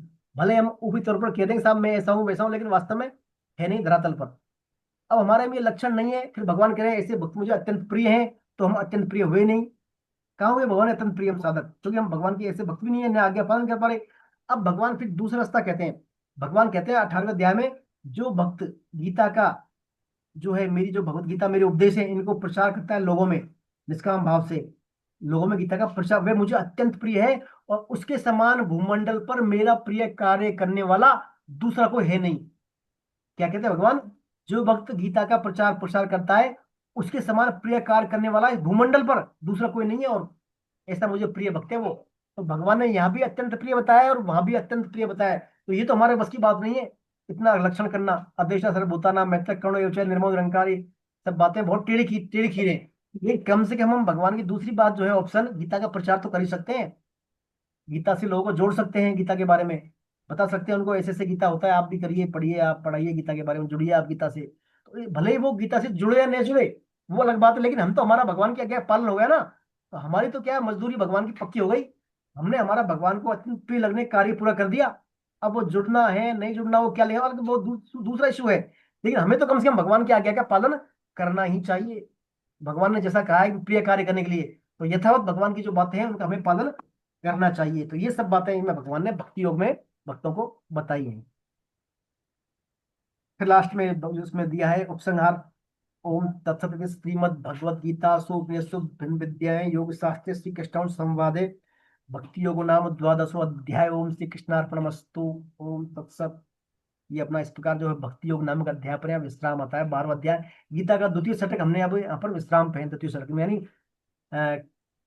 कर्मयोग और भक्ति योग हमने पढ़ लिया। कर्मयोग और भक्ति योग हमने पढ़ लिया। अब बताइए भक्तियों के बारे में कोई आपका शंका हो तो बोले आप। भक्तियों के बारे में कोई सर प्रश्न हो आपके? जी। सर जब अपन गीता प्रचार करते हैं तो उसमें निस्वार्थ भाव नहीं आता, कहीं ना कहीं ये स्वार्थ भाव आता है कि अपन भगवान के पास रहे या फिर भगवान से मिलने का जो भाव। देखिए माधवी जी, ऐसा है, स्वार्थ वहां आता है जहां संसारिक मामला हो। स्वार्थ किसको बोलते हैं? संसारिक, हमारा कोई स्वार्थ हो संसारिक, यानी जो है भौतिक संसार में कोई हमारा, नाशवान चीजों में कोई हमारा अटैचमेंट हो, वो स्वार्थ माना जाता है। भगवान के लिए काम करना ये स्वार्थ नहीं है, ये अपना कल्याण काम है। भगवान की प्रसन्नता के लिए कार्य करेंगे हम, तो ये स्वार्थ नहीं हुआ, ये भगवान की प्रसन्नता काम कर रहे हैं हम तो। हम तो भगवान की आज्ञा का पालन कर रहे हैं। फिर भगवान ने कहा है ना, ऐसा कार्य करने वाला मुझे सबसे प्रिय है, गीता का प्रचार करने वाला। तो वो स्वार्थ नहीं है, वो क्या भगवान की आज्ञा का पालन हो गया फिर वो स्वार्थ कदापि नहीं है। स्वार्थ वो आप तो करें बस आज्ञा पालन, है ना, इसमें स्वार्थ ना समझे इसको। स्वार्थ जहां होगा जहां में सांसारिक सुख का मामला आ जाता है, हमारी जो इंद्रियों को तृप्ति मिल रही हो, नाम बढ़ाई हो रही हो, मान बढ़ाई हो रही हो, वहां आता है स्वार्थ वाला मामला। ये तो भगवान की आज्ञा का पालन है यथावत, इसको तो करना ही चाहिए। जी सर। सर एक वो शबरी जो थी, उन्होंने श्री राम का बहुत टाइम तक इंतजार किया था, तो जब लास्ट में श्री राम जी आई थी उनके पास, तो क्या जब वो जो उनका इंतजार का इंटरवल था, जब उन्होंने इंतजार किया, तब उनके मन में श्री राम के प्रति विरह की उत्कंठा नहीं थी क्या? क्योंकि तब तो आए नहीं भगवान, और आपने कहा था जब उत्कंठा होगी तो भगवान स्वयं आते हैं, क्या तब तक उत्कंठा नहीं थी उनके मन में? उत्कंठा थी, क्यों नहीं थी? उत्कंठा थी, तभी तो उन्होंने मतंग ऋषि के वचनों का पालन किया था। मतंग ऋषि ने कहा था शबरी से, भाई तुमने, मैं तुम्हारी गुरु सेवा से इतना प्रसन्न हूँ, एक दिन भगवान खुद मिलने आएंगे आपसे यहाँ, एक दिन भगवान आपसे मिलने आएंगे। देखिए मतंग ऋषि का जो आश्रम था बड़े भयानक जंगलों में था, वहां पर रावण के कई गुप्तचर वगैरह राक्षस सब थे वहां, लेकिन मुझे ध्यान नहीं है, 4-5 ऋषि थे वहां पर, मतंग ऋषि थे, और 4-5 नाम नहीं याद ध्यान आ रहे। तो उन ऋषियों के आश्रम में रावण का अपने गुप्तचरों को निर्देश था कि यहाँ कोई इनको परेशान नहीं करेगा। विश्वामित्र भी थे उनमें से एक, इनको डायरेक्ट परेशान नहीं करेंगे वो, है ना, नहीं तो ये क्या है कुछ कर देंगे। तो मतंग ऋषि के आश्रम में क्या है, जब मतंग ऋषि ने सबरी से कहा कि तुम्हारी जो गुरु सेवा से इतना प्रसन्न हूं, आएंगे, तो उसी आज्ञा पालन में, गुरु की आज्ञा पालन में भगवान के प्रति लगे कि भगवान आएंगे, अवश्य आएंगे, भगवान आज कल अवश्य आएंगे। जो भी आता है ना उसके भगवान मानती वो, डेली फूल बिछाना मार्ग में, वहां भगवान आएंगे, डेली पुष्प जो है फल चुन के लाना, भगवान के लिए आएंगे, आज कल आएंगे, तो उनकी विरही तो थी वो, आज ही आएंगे, तभी तो फूल चुनती थी वही, आज तो आएंगे भगवान, फूल बिछा दिए, आज या फिर कल आएंगे, आएंगे आएंगे आएंगे। तो वो उनके अंदर विरह जो है जाग रहा था भगवान के प्रति मिलने का, और भगवान फिर आ ही गए थे वहां।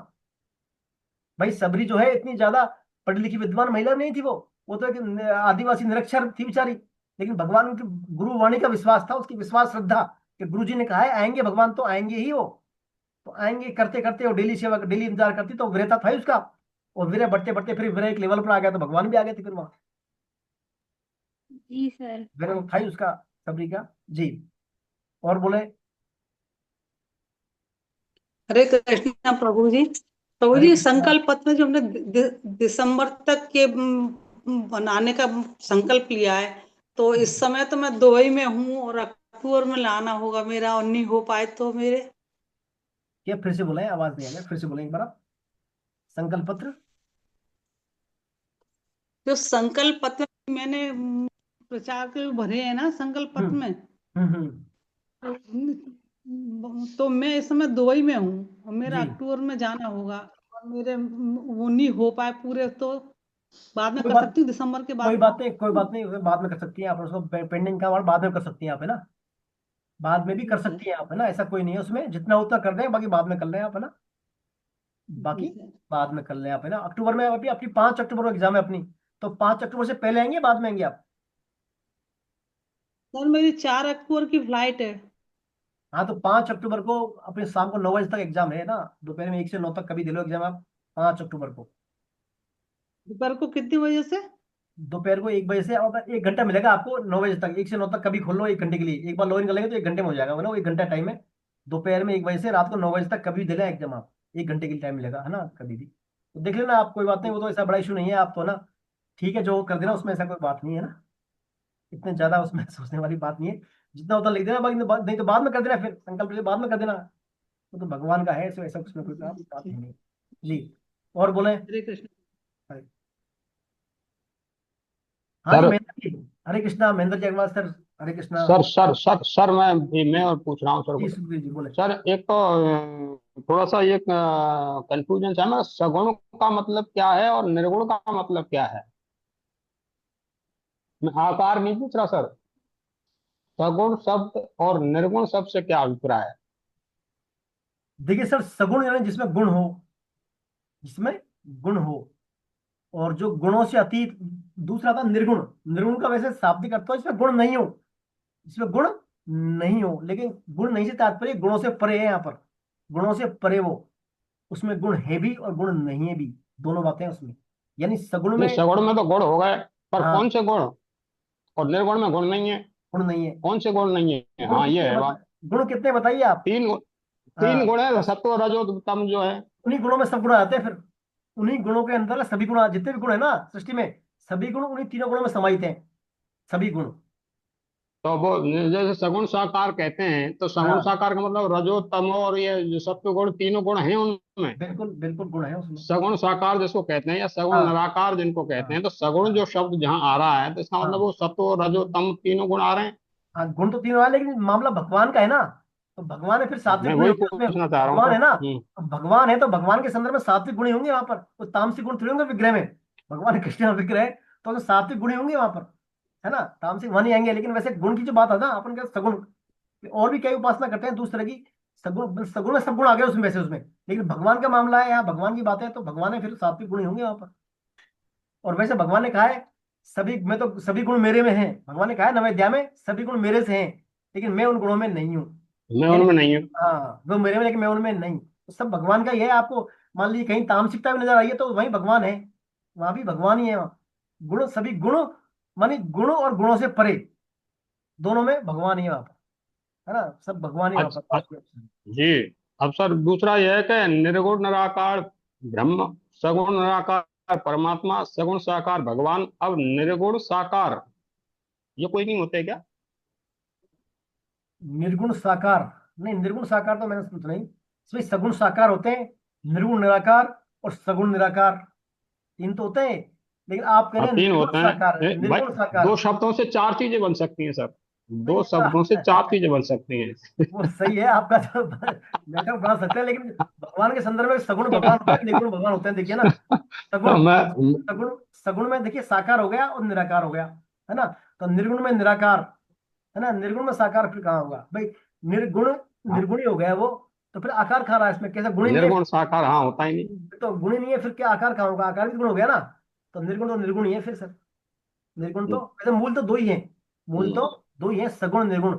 सगुण में साकार भी आता है और निराकार भी आता है, और निर्गुण में निराकार ही आता है, साकार का संभव ही नहीं है, कैसा आएगा भाई, निर्गुण ही है वो तो, गुणों से परे है, फिर आकार कैसे कहा, है ना। तो भगवान बस यही है, आप सगुण साकार, निर्गुण निराकार और निर्गुण साकार, ये मान लें ब्रह्म, परमात्मा और सर, भगवान। जी,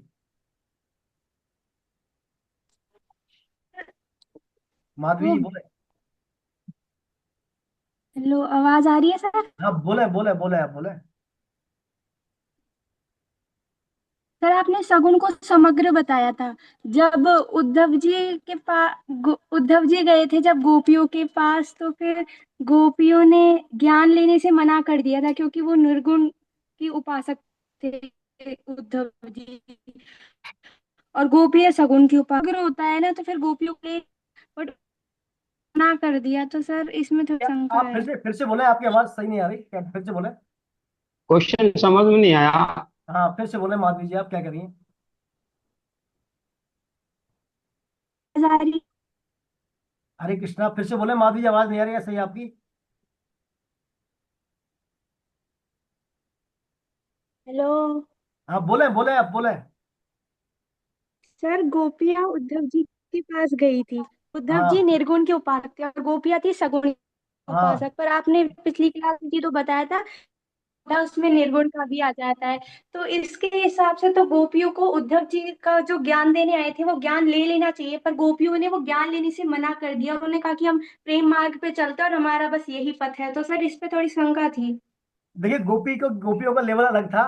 गोपियां जो है भगवान की अनन्य भक्ति, प्रेमी भक्ति, ज्ञानी भक्ति गोपी है ना, उनको सगुण निर्गुण वाला कंसेप्ट था ही नहीं। वो तो जहाँ चाहे जहाँ भगवान। गोपियों का जो भक्ति का दर्जा था ना, लेवल, बड़ा उच्च लेवल था वो। और उद्धव जी तो निर्गुण उपासना के थे। निर्गुण कौन अपना पढ़ते, निर्गुण कौन देश को वासी होता है। तो उद्धव जी ये कहना चाह रहे थे गोपियों से, भाई भगवान सब जगह व्याप्त है, ये है वो है, निर्गुण है, आप उस तत्व के लिए व्याकुल मत हो। वो यहाँ भी है वहां भी है। तो फिर उन्होंने गोपियों ने बताया, भाई भगवान तो हम चाहे तो यहीं बुला देंगे भगवान को भी। तो भगवान वहीं दिखा दिए फिर उन्होंने, गोपियों ने। तो गोपियों का लेवल जो अलग से हटके था, वो तो भगवान की एक प्रकार से लीला में सहभागिता थी गोपियां ने। तो गोपियों का उदाहरण सबसे अलग उदाहरण है ये तो। गोपियां को तो भाई जब भगवान का ही वो थी, वो तो एक्सटेंशन थी गोपियां तो। जब भगवान कृष्ण जब धरा पर आए थे अवतार लेकर, तो भगवान के जो पार्षद थे वहां पर गोलोक में, वो पार्षद क्या है, भगवान के आने से पहले ही भिन्न भिन्न रूपों में नीचे आ गए थे वहां पर। कोई गाय बन के, कोई गोपियां बन के, कोई गोप बन के, कोई सखा बन के, भिन्न भिन्न, तो वो सब लीलाएं थी भगवान की है ना। गोपियों का तो बड़ा अल्टीमेट मामला था प्रेम का। और बोले। जी हाँ हरे सर। सर। कृष्णा प्रभु जी। हरे कृष्णा, हरे हरे कृष्णा कृष्णा। प्रभु जी। महेंद्र जी, हरे कृष्णा, प्रणाम, बोले सर। सभी सभी सभी सभी भक्तों के चरणों में प्रणाम करते हुए कुछ ये द्वादश अध्याय पर, कुछ प्रेम भक्ति पर रिलेटेड कुछ लिखा है, उसको आप लोग श्रवण करने की कृपा करें। भगवान का होकर भगवान को अर्पित करते हुए सारा नाम जप केवल भगवान के लिए ही हो। वाणी, श्वास, नाड़ी, कंठ और मन आदि में से किसी के भी द्वारा श्री राम, कृष्ण, शिव, विष्णु, सूर्य, शक्ति आदि के किसी भी अपने परम इष्ट के नाम को परम प्रेम और श्रद्धा के साथ परम परम परमात्मा का ही नाम समझकर निष्काम भाव से उसका निरंतर जप करना चाहिए। अधिकारी पुरुषों के द्वारा भगवान के अकथनीय गुण, प्रभाव, तत्व, प्रेम, रहस्य, उनकी लीला चरित्रों का एवं दिव्य सौंदर्य माधुर्य का बार बार श्रवण करना, उन्हें जानना और भगवान पर पूर्ण श्रद्धा करने पर अपने निज स्वरूप में मुग्ध हो जाना, गोपियों की तरह समस्त कर्म करते हुए परम प्रेमास्पद, सर्वशक्तिमान, सर्वंतर्यामी, संपूर्ण गुणों के समुद्र भगवान में तन्मय होकर उनके गुण, प्रभाव और स्वरूप में का सदा सर्वदा प्रेम पूर्वक चिंतन करते रहना एवं भक्त प्रहलाद की तरह सब प्रकार से भगवान पर निर्भर हो जाना ही अतिशय श्रेष्ठ श्रद्धा है। निराकार और निर्गुण साधना बहुत कष्टकारी है, जिसके लिए भगवान ने कहा कि ये साधन साध्य है और कलयुग में इसका साधन करना बड़ा मुश्किल काम है। इससे साधारण मनुष्यों की समझ में नहीं आता कि क्या करना है क्या नहीं करना है। इसलिए निर्गुण उपासना के साधन में आरंभ में काल में परिश्रम अधिक होता है। देह में अभिमान रहते हुए निर्गुण ब्रह्म का तत्व समझ में नहीं आता है, लेकिन सगुण उपासकों को कोई कष्ट नहीं होता है। सगुण की उपासना सुगम है क्योंकि वे भगवान पर ही निर्भर रहते हैं, इसलिए स्वयं भगवान उनकी सब प्रकार से सहायता करते हैं। ऐसी अवस्था में उनको परिश्रम होता ही नहीं है, क्योंकि वो तो केवल भगवान के लिए कर रहे हैं। कर्मों के करने में अपने को पराधीन समझकर भगवान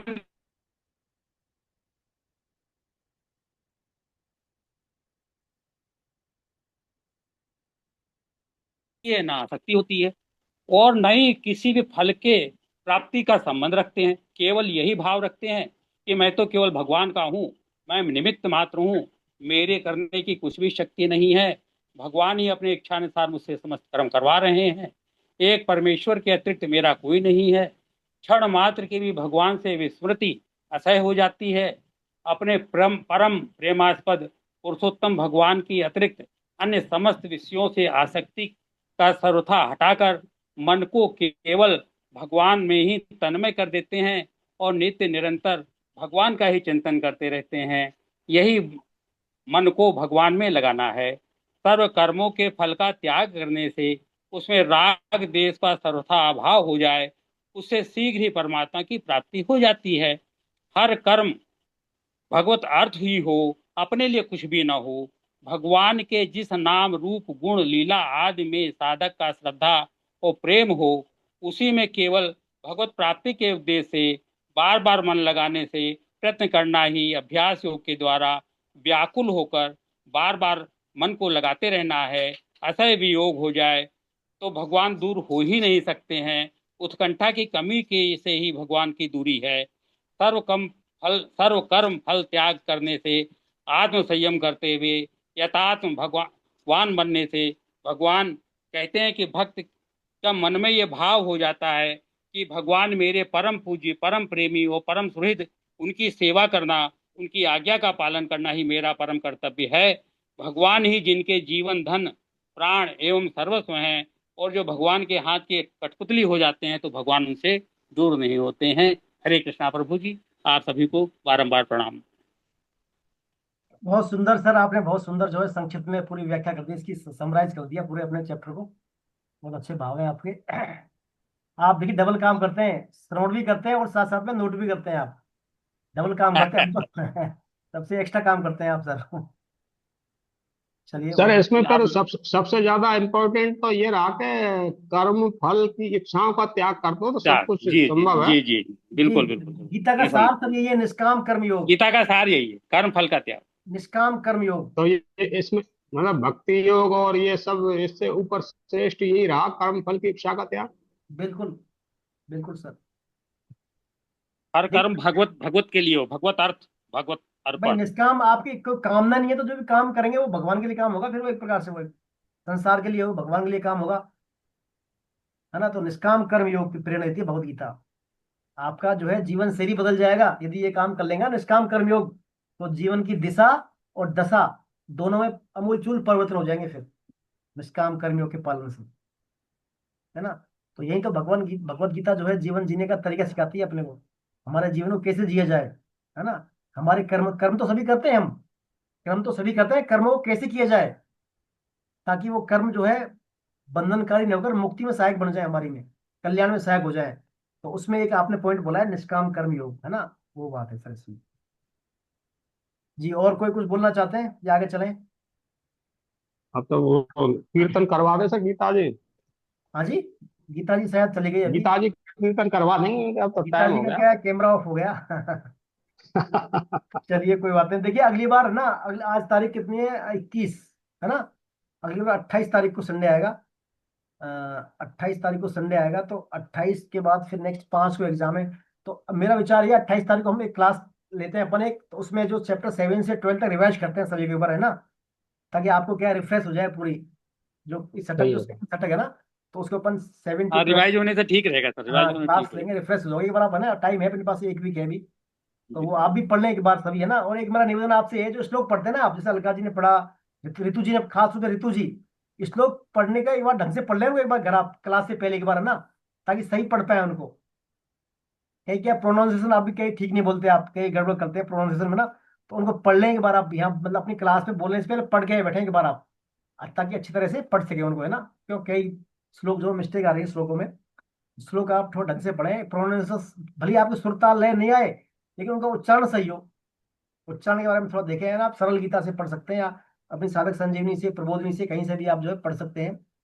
तो वो पढ़ लें आप। और बाकी अगली बार जो है 7 से 12 चर्चा करेंगे हम। तो आप फिर पढ़ के एक बार आए, है ना, आप भी पढ़ के आएंगे ना, तो आपको ज्यादा अच्छा इंटरेस्ट आएगा और अच्छा लगेगा, है ना। 7 से 12 पढ़ के चलिए। हाँ जी, हाँ ये जी। 12वीं का असाइनमेंट नहीं होगा कि डायरेक्ट एग्जाम है अब? असाइनमेंट है ना ऐप पर, देखिए अभी आप ऐसा कीजिए, जिनके असाइनमेंट हो रहे हैं ठीक है, नहीं हो रहे ना, तो आपका जो गीता परिचय अभियान का ऐप है उसको आप अनइंस्टॉल कर लें एक बार।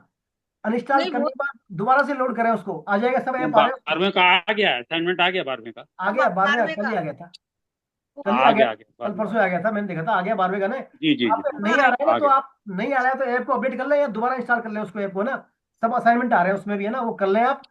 और एग्जाम उसी ऐप पर सर होगी। लेकिन सर उसमें ये सुविधा होनी चाहिए कि कोई कभी भी दे ले, अब वो टाइम वेस्ट होते हैं, ये दिक्कत रहती है। नहीं सर, उसमें उसमें देखिए ये है, आप उसको एक बार लॉगिन करोगे ना, देना पड़ेगा आपको फिर। एक बार आपने खोल लिया, नहीं, एक बार वो तो डेले पर खुलते ही नहीं है सर, ये है बात। अब उसको ध्वस्त कर दिया। सर देने के बाद खुल जाए तो हम दोबारा से पढ़ तो लें उनको, ऐसा कुछ होना चाहिए ना उसमें। खुल जाता है। डाउनलोड कर लिया करें उसको, लिंक को आप जब करते हैं ना उसके PDF डाउनलोड कर ले उसका। जब आप उसको हल करते हैं ना, हल करते हैं अच्छा। उसको, तब ऊपर ऑप्शन आता है, हाँ एरो बना आता है, वहां पर डाउनलोड कर ले उसको, PDF डाउनलोड हो जाएगी बाद में आपके लिए वो। खुल जाता है सर, खुल जाता हाँ, अब तो खुल रहा है, आप तो सही कर दिया, ऐप को खुल रहा है। और उसमें थोड़ा है। आप जब भी करें उसको टाइम हो ना, बस 10-20 मिनट हो तभी खोले उसको। ये नहीं आपने एक बार खोल लिया बंद कर दिया, फिर बार बार समस्या आती है उसमें ना। जब करना हो हाँ। तभी खोलें उसको आप, है ना। बाकी हो रहे हैं अभी आप ऐप से नहीं कर। सर, पहले कर चुके हैं उनके लिए पूछ रही हूँ मैं सर। जैसे हम ऐसा असाइनमेंट नवा देखना चाह रहे हैं दोबारा हम, हाँ, अभी खुल रहे हैं ना सब, अभी तो सभी खुल उस रहे हैं असाइनमेंट। अभी खुल रहे हैं असाइनमेंट सभी। ठीक अभी खुल रहे हैं ठीक सभी, है ठीक ना। है सर। 7 से 12 खुल रहे हैं, आप कोई सा भी खोल सकते हैं अभी, है ना, कर सकते हैं किसी को भी, है ना। चलिए, हरे ठीक है कृष्णा, सर, हरे हरे कृष्णा। कृष्ण। हरे कृष्ण। हाँ, सुखबीर जी आप कराए कीर्तन आज, भगवान का हरि अरे हरि। सर, कोई लेडीज से करवाओ सर उनकी बात, तो उनकी आप आवाज भाई, ठीक रहती है। उनकी लेडीजों की आवाज ठीक रहती है सर चलिए कीर्तन करा दे, में तो।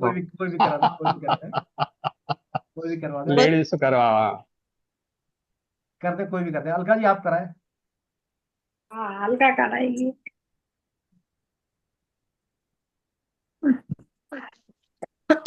हरे कृष्ण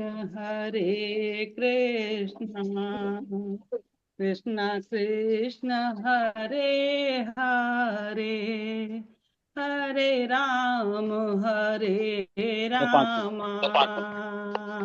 राम राम हरे हरे, हरे हरे कृष्णा, कृष्ण, हरे हरे कृष्णा, कृष्ण, कृष्णा कृष्ण कृष्णा, कृष्ण, हरे हरे हरे, हरे हरे राम, राम, हरे राम, राम राम राम, हरे हरे, हरे कृष्ण, कृष्ण हरे कृष्ण, कृष्ण, कृष्ण कृष्ण, कृष्ण हरे हरे हरे, हरे, हरे हरे राम, राम, हरे राम, राम राम राम, राम, हरे हरे। सारे हरे श्लोक बोल। हाँ, नाम संकीर्तनम यस्य नाम नाम संकीर्तनस्य संकीर्तनमस्य सर्वपापनाशनम, सर्व पाप प्रणाशनम, नामो दुख नमस्तम, प्रणामो दुख है समनहितम, नमामि हरिम परम। नमामि हरिं परम। बोलो वृंदावन बिहारी लाल की, जय हो, श्री श्री राधा गोविंद देव सरकार की, जय हो, अर्जुन के सखा भगवान कृष्ण की, जय हो, मर्यादा पुरुषोत्तम भगवान श्री राम की, जय हो, श्री श्री कृष्ण बलराम की, जय हो, जगन्नाथ बलदेव सुभद्रा मैया की, जय हो, प्रहलाद नरसिम्ह देव की, जय हो, हरे कृष्ण महामंत्र की, जय हो, हरिनाम संकीर्तन यज्ञ की, जय हो, अनंत कोटि वैष्णव वृंद की, जय हो, आज के आनंद की, जय हो, आप सभी की जय हो। नाम जय हो। हरे कृष्णा, हरे हरे कृष्णा, हरे हरे हरे कृष्णा, हमारे आचार्य जी की हरे जय हो। कृष्णा, हरे जय। कृष्णा, जय हो, हरे कृष्ण, हरे कृष्ण। हरे कृष्ण।